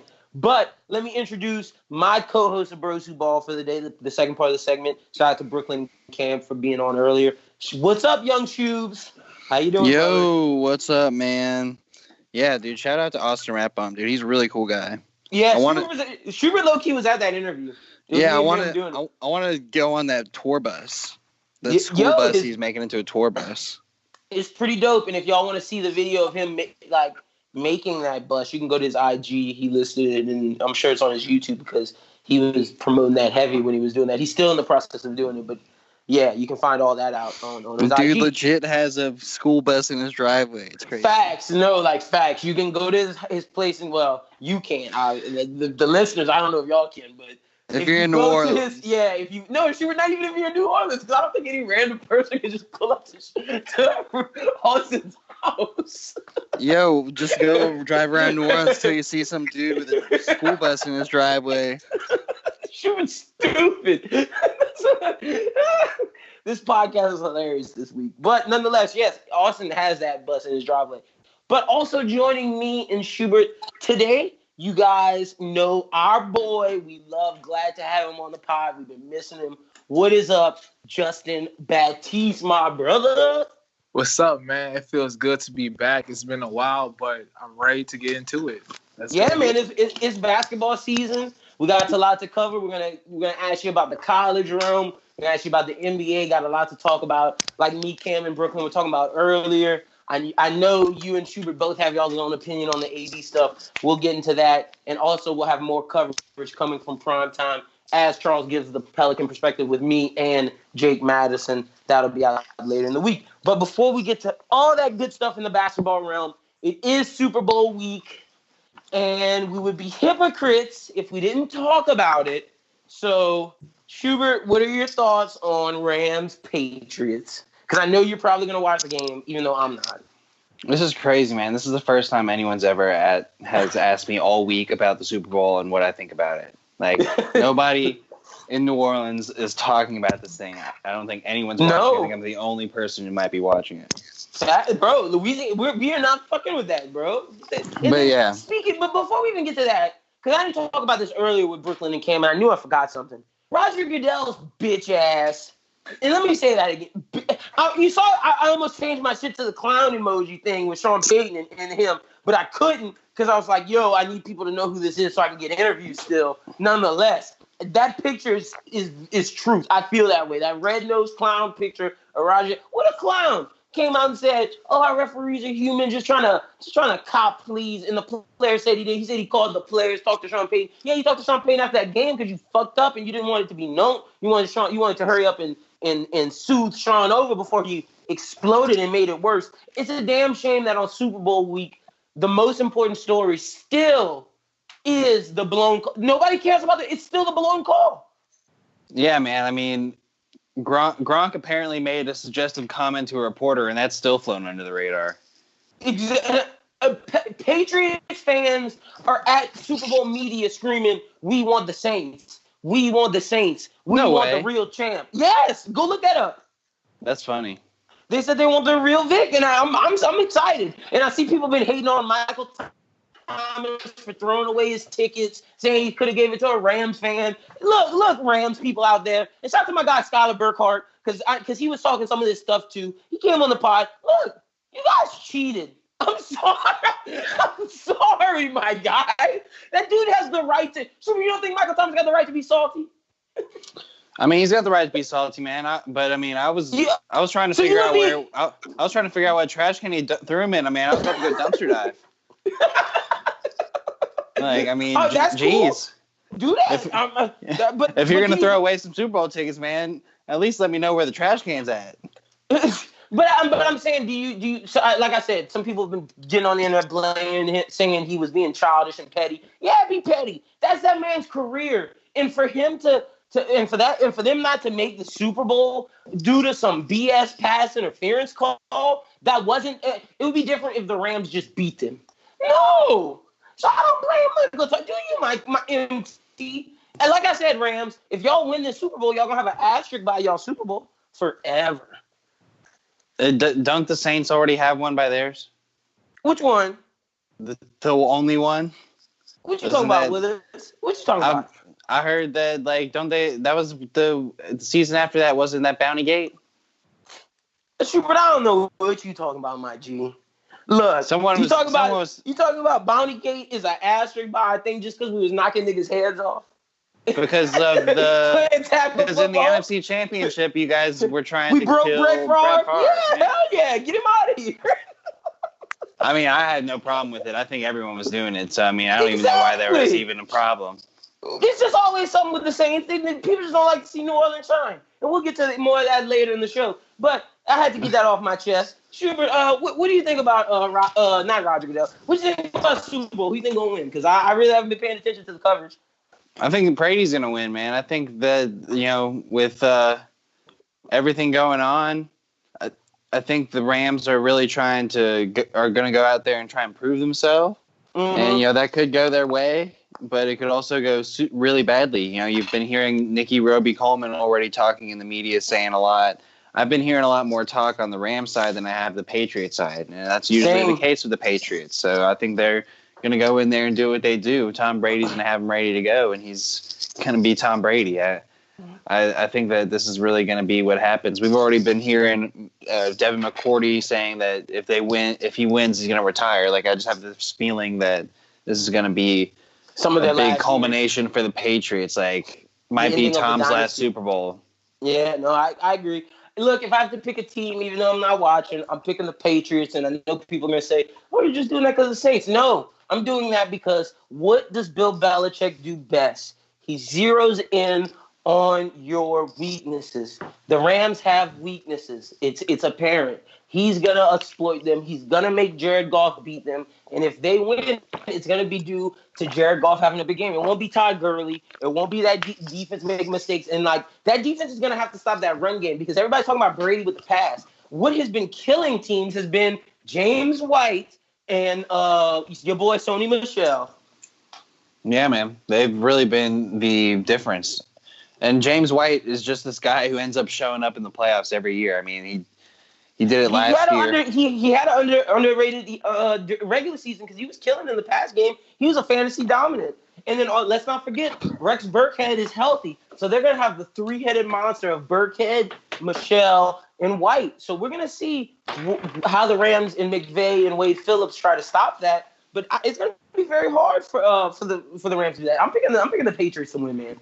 I'm sorry. Yeah, that's one of these things. That's heart and head. Yeah, the Patriots don't have the roster that looks as nice as the Rams, but they have the pedigree. And it's just one of these things where you can trust, any day if I'm going to put money on this, I'm going to trust Bill Belichick and Tom Brady before I'm going to trust Sean McVay and Jared Goff and Todd Gurley. That's where I'm at with it as well, Shuby. But that's all we really got NFL wise. Look, we'll keep you up to date on some of the stuff going on in the NFL. If any moves happen, we'll let you guys know. Anything extra you think might happen? You think there's going to be any dope commercial, or you think the halftime show is going to be not shit? Oh well, I mean, I'm not watching any of it, Hughes. I'm not paying attention to any of it. Not even the commercial. DC's not gonna have any trailers. There's gonna be such a lie, Lynden. I'm not, Justin. I am not. That's the truth. You gonna miss the Super Bowl? Yes. Right. Facts, yeah. Bro. Facts. They cheated us. I'm not supporting that. On top of it, Travis Scott did some lying shit. He should have told Kaepernick. There's a lot of things that's in this that's making me not want to support this Super Bowl this year. DC not having no movie trailers. Look, bro, I can watch if any trailers drop. I can watch it on the internet, my G. This is the age of Twitter. I'm not watching the Super Bowl this year, and that's a fact. All right. Well, the NFL's done. Yeah, NFL. Like I said, we'll keep y'all up to date on any stories going on in the NFL. Keep y'all up to date and college football. And I will keep people up to date on the AAF because I'm interested to see how it goes. Starts 2 weeks from now. Oh, yeah. Yeah, you're excited about that because they have that team in Behan. Yeah. Behan, Orlando, Salt Lake City. Houston, huh? Think so. Yeah, we'll keep you guys up to date. San Antonio. Shubert will keep y'all up to date. All right, let's bring in our guy, Justin. Justin, it is basketball season. Where do you want to start first, college or NBA? Well, I watch more NBA, so we can go NBA. All right, for sure. Let's start off with the NBA. Give me some, with this NBA season, we'll talk about the 80 stuff last. We'll let that be last. But let me know some of the teams you think both in the West. Let's start off with the West, and then we'll go to the East. But give me some of the teams you think are really showing that they're going to be making an effort in the playoffs, because the West, as much as people say it's jumbled up and anybody can make a move, in my opinion, you're starting to see the teams that are going to be in the playoffs start to really pull away. And so some of these young and up-and-coming teams, i.e. Mavericks and Sacramento, are starting to hit that lull of the long season, and these young players are starting to lose. So who are some of the teams in the West that you think are really showing that they're dominant? And give me the same with the East right after. Well, in the West, I like the Thunder and the Rockets. Interesting. You Those came are with my two favorite teams in the West right now. So speak on the Rockets with their rocky upstart. I know they started to win games. James Harden's been playing lights out. Are the Rockets as good as they were last year, in your opinion? That's a good question. I mean, I think that James Harden, he's been having a great season so far. I mean, he's had a 50-point game, a 60-point game, but it's kind of hard to say if they're better than last year. But I think with Chris Paul and with the addition of Kenneth Faried, I think that they're still a good team, and they can make a run in the playoffs. Now, as far as like beat the Warriors, I don't think so, but I think that I know that the record doesn't show, but I think that they're probably they're the scariest team to the Warriors in the West right now because of James Harden. Because of James Harden and Chris Paul. That's interesting. Traveling. What traveling? Get out of here. Travels on every step back. And get out your facts. And they got phantom foul calls. But they don't call it, man. They call them fouls. They definitely call that. But I'm going to disagree with you. I think the most, in my opinion, and I want to get your take on this, I think the most deadly team to the Warriors is that team in second place. They're young. They have a young core. They built their team the right way, a small market team like the Denver Nuggets. They got their stars with Jokic, Murray, Gary Harris. You see Beasley and Barton are coming along. You see Paul Millsap's adding that veteran presence. And when Isaiah Thomas comes back, it's only going to be upswing from here. What is your take on the Nuggets? They are a good team, but the only thing that gets me is their experience. I know they have Paul Millsap, who's a vet, but other than that, I mean, they haven't been to the playoffs yet. They're still that is very true. So maybe I know Jokic. He's having a great season. He's in the MVP race right now. Murray, he's a great player, great young player, up and coming player. But I just think that they're too young, and they've never been in that scene yet. You know, that high playoff intensity. They've never been in that scene yet. So I don't think they're ready yet. But maybe 100%. Next year. But I think that they'll have a good run. But I don't think that they're second to the Warriors right now. I will say this playoff season will be big for this team. I think it'll give them the lumps to move forward next year because in terms of weapon and manpower, when they get Michael Porter Jr. back, they're arguably to have a big four with him, Jokic, Gary Harris, and Jamal Murray. But you're right. Hopefully, if he comes back healthy and it lives up to the expectations that were placed on him pre-draft. You're absolutely right. Hopefully. But even if he doesn't pan out, you still have Will Barton and Malik Beasley whose talent level is elevating. So I'm very big on this Nuggets team. Let's talk about another team that people had a lot of expectations for that aren't really living up to it. They're in the playoffs right now, 7th. They started to win more. Let's talk about the Utah Jazz. How do you feel Donovan Mitchell's been playing, Justin, in his second season in the NBA? He's been playing good. I mean, he hasn't. I don't think too much attention is on him right now because they're 7th in the West, and we kind of know how good he is already. He hasn't had any huge games. He's really a score first type guard, and he hasn't had any big games like no 40-point games. They haven't really been winning. So I think like that's why the Jazz aren't getting so much attention. Donovan Mitchell isn't getting as much attention as he got last year because I mean we know how good he is already, and they're not winning, so it's nothing to really talk about. 100%. He's been having a solid season so far. They just haven't been winning, or just not as impactful as last season. Exactly. Schubert, what you been looking? Sorry. Oh, no, go ahead. No, go ahead, Justin. Yeah, last year he was new. He kind of was a sleeper because he was like picked in the draft? Maybe 13? Yeah, in the 10 like to 15 range. In the mix, yeah. So he wasn't really expected to have that type of year. So that was kind of huge for him last year. But this season, I mean, he's having a solid second year season. But I mean, nothing huge.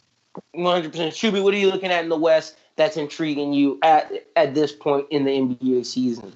I mean, I don't think anyone's going to even blow smoke near the Warriors in the West. So I feel like this is the first time that the East actually looks like they might have the best chance at competing with the Warriors. But, you know, if we're competing for number 2, I kind of like the Thunder. You know, I think that the Nuggets, what we've been talking about earlier, that they're about a year out. And I think when we get to the playoffs, they might be able to get through their first round pretty easy, but I think they might make a mistake in the second round. And it could be with the Thunder. Paul George is playing great basketball, and you never know with Russell Westbrook. So I'd probably have to go with the Thunder. I've been seeing a lot of good things out of Steven Adams as well. they're playing probably the best basketball I've seen them play in the past few years. I mean, especially better than last year. No, I agree with that as well. I think their roles are becoming defined. Paul George is really comfortable in being that closer. And having Schroeder there has really made a difference. Exactly. Like I've been saying for years, Russell Westbrook is a combo guard. He's i.e. Drew Holiday. It would be better to play him at the 2 in those third and fourth quarter late game situations. And then to have a guy like Dennis Schroeder to play with Russell Westbrook at the 1 to some kind of relieve some of that ball creation from him to allow him when he can catch it on the wing to drive. For shoot. No, I wasn't the one that disagreed. I thought Schroeder really made that team a better team. I just didn't know how Russ was going to perform. And he hasn't even been playing his best basketball. This team has really been winning games due to, like Shubert was saying, Paul George and Steven Adams. Steven Adams is having one of his best years of the season and this year as well. Too. Defense. Yes, they're playing very good defense.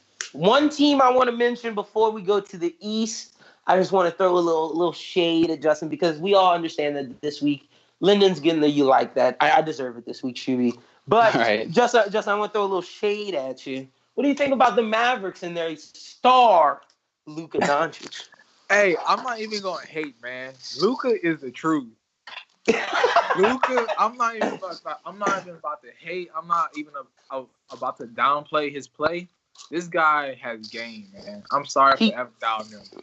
He came into the league and just shook waves. This guy is nice, man. Real nice. Like the Mavericks are so lucky that they did that. Like that, all those other Sacramento, and I'm not gonna even blame Sacramento because I like the Bagley pick for them, and they kind of had their guards. But Luka's kind of that transcendent player. So if Sacramento would have took him, it would have been dope. But if they wouldn't, I don't blame them. Phoenix is kicking themselves in the ass, and Atlanta's kicking themselves. Luka's that guy, man. Hold. Time out. Ayton is playing pretty good, too. Ayton's playing decent basketball. I'll say this. He's decent, but he's not what they claimed him to be the next i.e. Wilt Chamberlain Shaq material. Oh, yeah, no, he's not that. He's not Luka. So, I mean, that's all I'm saying. Imagine a team of Devin Booker and Luka running that. They have their new Steph and Clay. That's all I'm saying. That's all I'm But the Mavericks have a good team. And honestly, the Mavericks have a better team around Luka than what the Suns or the Atlanta could have offered. I just want to throw a little shade at Justin, just a little bit. All right, but Trae Young's playing good, too, though. So, yeah. Is he? He had 30 the other night. I'm just saying. All right, I'm going to pay more attention to young Trae. I just know his turnovers be high. Hey, give him time. I said give him time. That's all I said. I said give him time. Let's get to the East. Justin, who are some of the teams you're looking at in the East that are really making some waves? The East, my favorite team in the East is Toronto, and I like Brooqlyn. All right. Ooh, I'm with you on the Nets. I like the Nets. I like Brooqlyn a lot. What D'Angelo Russell has done transforming his career. See, I never was off the D'Angelo Russell trade. I always thought he had the talent to be the star, and I really didn't like that the Lakers went with B.I. over him. But you live and you learn, and maybe he needed a new place of scenery. But with him, Jared Allen, what the Nets are doing, they're looking pretty good at that 6th seed. I don't necessarily know if they can beat the Celtics, the Philly, the Raptors, or the Bucks, but they can move up with the Pacers losing Oladipo. They can get up in that 4th, 5th seed as the Celtics move up and lose. Yeah, they'll lose. But they'll make it. I'll say this: they'll have whatever series they play in the playoffs. If they don't win the first round, it'll be a damn good series. It will, because this team plays defense, and Dinwiddie and Russell, these guys, they can go. They can score the ball. They want it, and but they play defense. So, but I'll say this: to me, in my opinion, the best team in the East is the Toronto Raptors. I agree. I like Toronto a lot. When Kawhi is healthy, him, Kyle Lowry, Siakam, Ibaka, Valanciunas, with Danny Green, what they've been with the Toronto Raptors have done, they've put forth a great team. Shuby, what are you thinking about the East? I know you were very critical on Toronto for moving Dwayne Casey, but now in hindsight, seeing how Toronto's really been winning, their coach hasn't been really doing too bad of a job. It's been pretty shabby. How do you feel about Toronto? I don't think that has anything to do with them getting rid of Dwayne Casey. Okay. I mean, Dwayne Casey could put the Pistons in the playoffs this year. They're in 10th right now. They're pretty. Yeah, they're 9th, but I mean, I guess they're tied with the Wizards. No, the standings right now. They're 10th right now. One game behind Washington. But I guess the team that I'm kind of champion, because I mean, I do get that the Raptors are probably gonna win out of the East. The Raptors are the Bucks, but the team that I guess I'm gonna champion right now is the 76ers. Ooh, you're championing okay. Every time I've watched the 76ers on TV, they've dominated. Every single time. I mean, it's not like I'm watching the 76ers every night, but just Joel Embiid and Ben Simmons just seem like absolute animals out there, and Jimmy Butler is playing good basketball. When they're all paired together, it just seems like it works pretty well. And so, I think that they're a team to watch out for in the East. If they can get something rolling in the playoff time, they could be scary. They could make it to the Eastern Conference Finals, maybe. Honestly, the Sixers, to me, out of the East, if you look at the Bucks, Raptors, Sixers, Celtics, Nets, out of those teams, the Sixers are the ones that at any given time, they could just go off and win the whole shebang. Because they are one really good shooter away from being what I consider a complete team. Because J.J. Redick is getting older. He's not putting up the points. They need another. Yes, Embiid and Jimmy Butler are going to get you points. And Simmons is going to get his points. But the thing is, Simmons isn't a scorer. His job is to get everybody involved, get out in transition, dunk the ball, get those easy buckets. They need another shooter to really pressure the Celtics, the Raptors, and the Bucks. And if they get that other shooter, another scorer to come off the bench, they'll be tough to beat. I really think the Sixers are pretty damn good. What I really like about this team, too, is their demeanor. Like, they're the kind of team that's going to go into a playoff, and they're not going to be wanting to switch jerseys with everyone. They're going to be the ones that are going to be like, man, we're out there to beat people's ass, get rebounds, tear it up, get all the like win the games. Like, they're the ones that are actually going to have that playoff kill mentality than I feel like the most of these other feel-good, AAU teams out here. Oh, Shubert with the low blow. But nah, the Celtics really do. I mean, not the Celtics. The 76ers really do have that. We don't give a F about any of you other teams except us, and we're gonna compete with anybody. Now that I said the Celtics, let's talk about them. What has been up with the Celtics this year? My opinion is that there's one basketball, and there's about 3 people on that team that think they should be getting them more shots than they are. And I just don't know if we're not seeing Tatum utilized the way he was last year because he's not the first option. A lot of stuff is being run through Kyrie. The Jaylen Brown, who should start between him and Hayward. I believe Hayward's coming off the bench now, if I'm not mistaken. If not, Jaylen Brown is one. They're starting to get that. But, Justin, do you think the Celtics, they're not living up to expectation. Do you think they'll get it right by the time the playoffs come around? Or do you think this is what we should expect from the Celtics in the Eastern Conference Finals really is between the Bucks, Raptors, and Sixers? I think how it is how it is. I mean, we know that Kyrie Irving is the main person on that team. Gordon Hayward, they just paid him a whole bunch of money. Those are the 2 guys that they're going to go to. I mean, Jaylen Brown, he's good, but they're not paying him. Jason Tatum, he's a good player, but he's not Kyrie Irving. So I think like what it is now is what it is. Guys just have to step up their play and just fit into their role. But I think the reason why things is the way it is because Kyrie Irving and Hayward are back in the lineup. And it's not too much ball movement anymore. It's more, Kyrie has the ball, but that's what Kyrie does. So I think how things are is how it's going to be. Interesting. So you telling me you don't think the Celtics are going to make it to the Eastern Conference Finals? They can make it, definitely. They have Kyrie Irving. They could definitely make it. They can make it. They can make it on coaching. And also coaching too. They also have Brad Stevens. I mean, Horford's a good player. Like anybody, I said, guys who just have to know. Anybody can make it. My question to you, Justin, was: do you think they will make it? No, I don't. Oh, that's what I want to get at. Okay. See, for me, the Celtics, like y'all said, coaching. They want. This is going to be Brad Stevens' opportunity to show why he's one of the best. He still is one of the best, and he is next to Pop, the best coach in basketball. He has to figure this out, and Kyrie Irving is gonna have to play more point guard, less score mentality, because for this team to win, Jason Tatum has to become the Jason Tatum that he was last year. But he's a score first type guard, Lynden. It's kind of hard to make him into something he's not. But we know his words were, I remember on First Take, because Max Kellerman made the point that you said, you're a score first guard.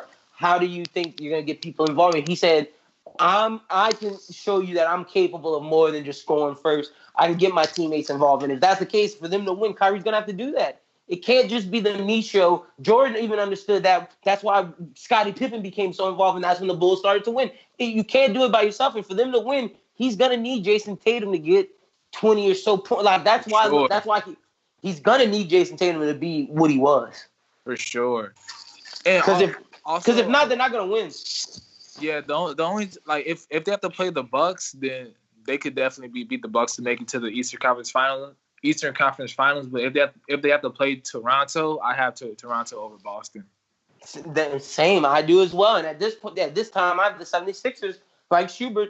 I might have them over Boston as well. So it'll be very interesting as we move forward, seeing how the East and the West progress. We will be keeping you guys up to date now that basketball season's in full effect, football season's over. We'll get Justin more on the pod to talk about specific games, give you guys updates on what to be looking for and such, and it will be doing a lot of heavy basketball content. Now, I guess what everybody's been waiting for us to discuss, let's talk about it. Shubert, you start us off. What's your take on the AD situation in New Orleans? You mean Mr. Glass?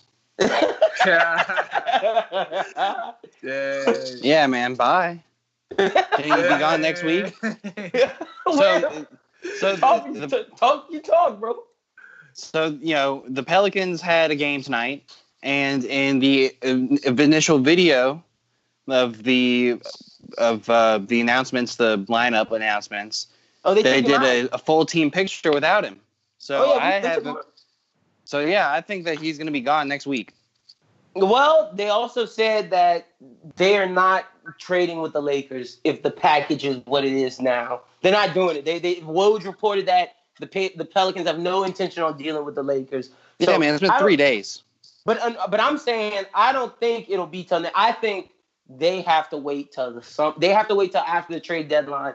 Danny Ainge came out and straight up said, "I'll give you whatever you want. Just wait till after the trade deadline." Pop called Dell Demps personally was like, "Do not cave into the Lakers' demands for nothing. You have to play this right." So we'll see. My whole thing is, before I even jump in, Justin, what you think about this situation? Because I got a whole spiel, and I'm gonna go on in a little bit. First off, I want to give a shout out to Jahlil Okafor. Yes, that's first. Yeah, off. he been balling. And second off, I'm not shocked. I'm not shocked at all, man. I mean, his agent is Rick Paul. That's first off. Second off, I mean, the Pelicans, they weren't going anywhere.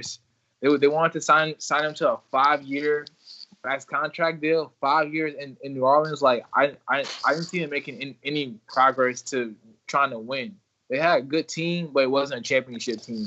And in today's the NBA is changing. The NBA has changed. Players are trying to win championships. That's what it's all about now. So guys are team hopping. It's no more 90s NBA where guys are trying to just lead their team, bring players onto their team. It's a different NBA. Guys want to win championships, so I'm not shocked at all by it. In my opinion, I think it's either you're gonna have to do the guys are hopping to your team, or you do it like the Nuggets. I think you can still get a good team by developing through the draft, and I think I think the Pelicans organization really put themselves behind the 8 ball by signing young vets. I said this earlier. Instead of drafting young players, they traded away draft picks for Drew Holiday, Eric Gordon, Tyreek Evans, Ryan Anderson, Omir Asha. None of that panned out. You then get stuck with more shitty contracts of Solomon Hill, Etwan Moore, and you're not able to you're losing your draft picks for these players. You're not drafting young talent with AD to grow and mature with AD.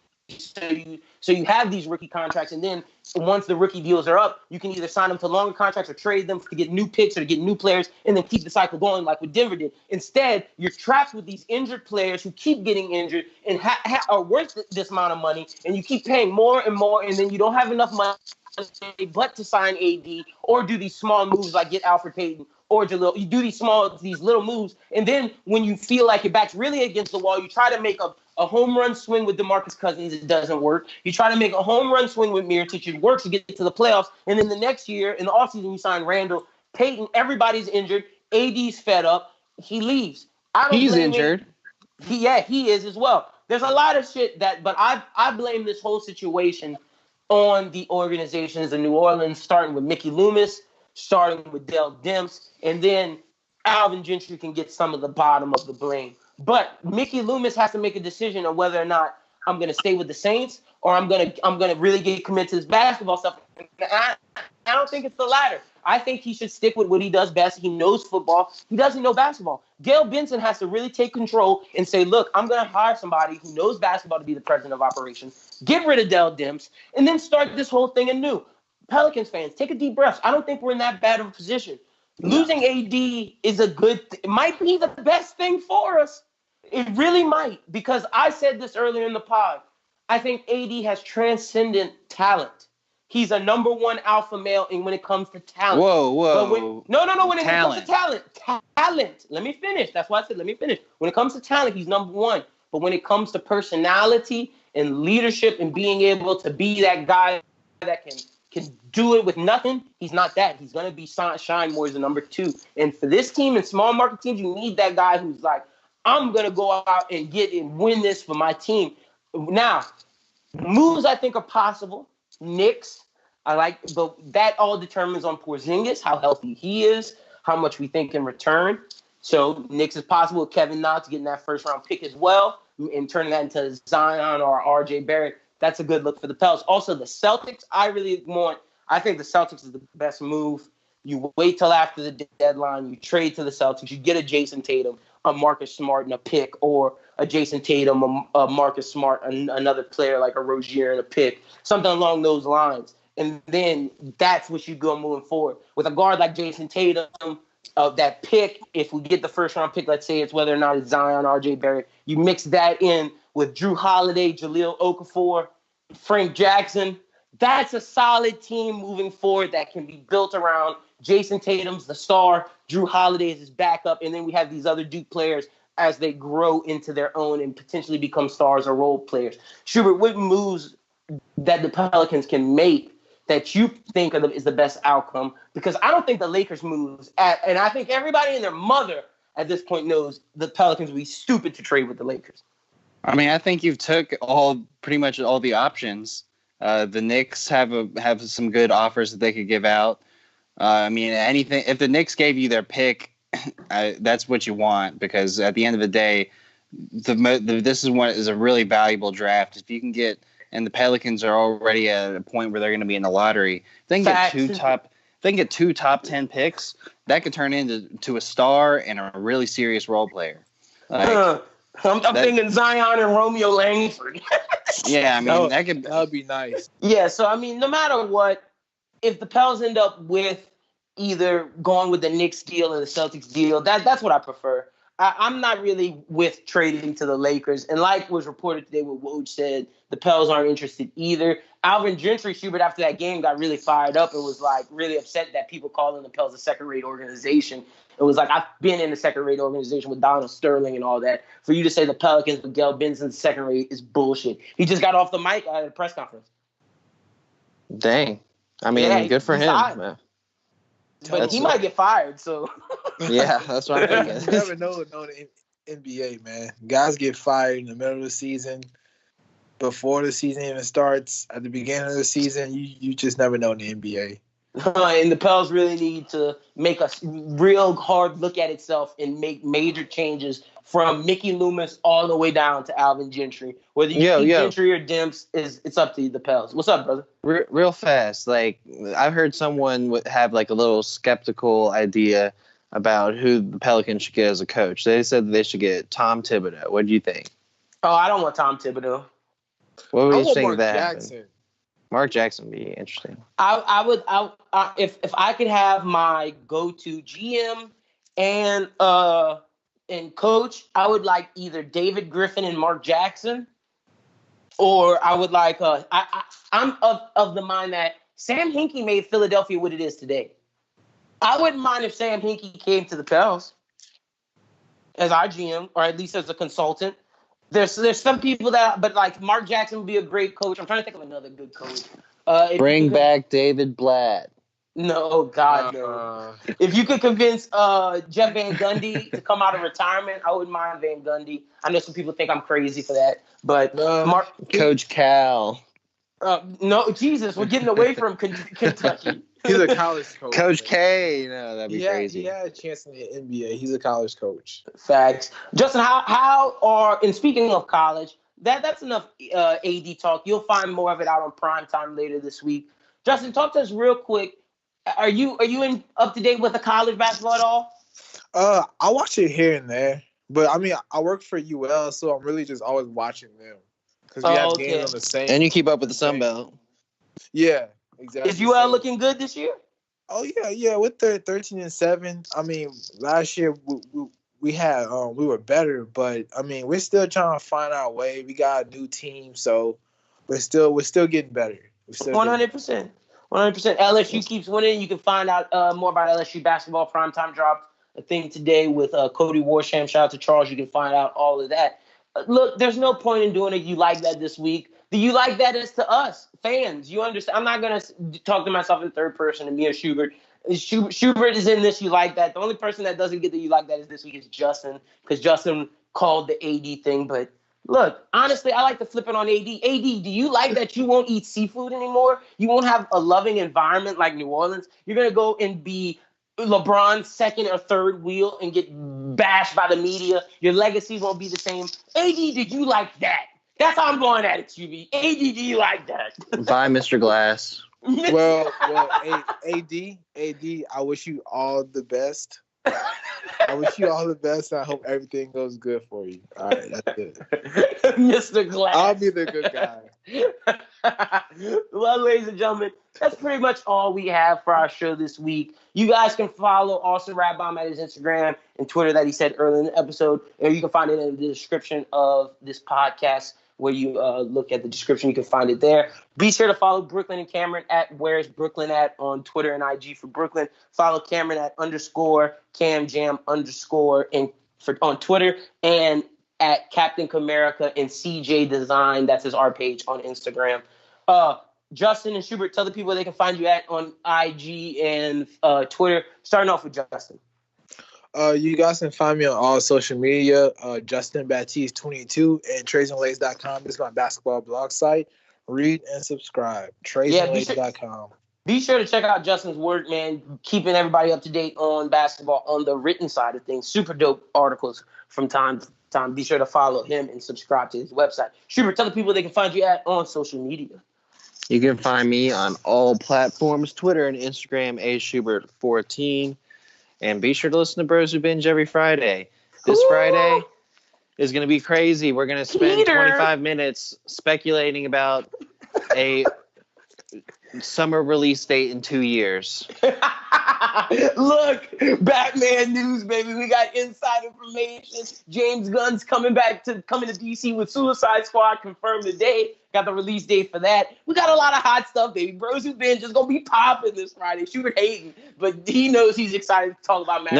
No, I'm not hating, man. I'm just telling everyone to get ready because we get any little excuse to talk about Batman, man, is going to be a 30-minute convo. And we're going to end up talking about casting our Batman because Ben Affleck's officially out. Oh, man. Yeah. That's coming.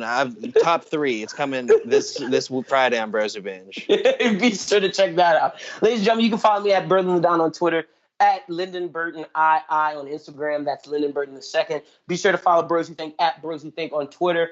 And you can remember to rate, review, subscribe wherever you listen to podcasts. And then you can check out all of our amazing content, whether that's last week's episode of Anime Talk with interview with cornerback from the Los Angeles Chargers, Trevor Williams, or that's the LSU basketball special that Charles did with Cody Warsham, or if that's this upcoming Bros Who Binge, or if that's this upcoming inside look at the Pelicans with Charles and Jake Madison. Whatever it may be, you can find all of our content more at www.BrosWhoThink.com. Be sure to check out our blog articles and merch that's coming very, very soon, sooner than you guys think. But that's it pretty much, ladies and gentlemen.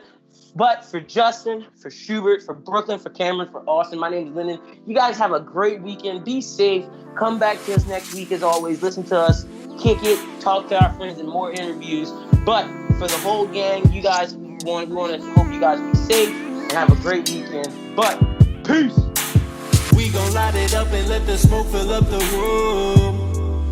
Let the smoke fill up the room. We gon' light it up and let the smoke fill up the room. The room.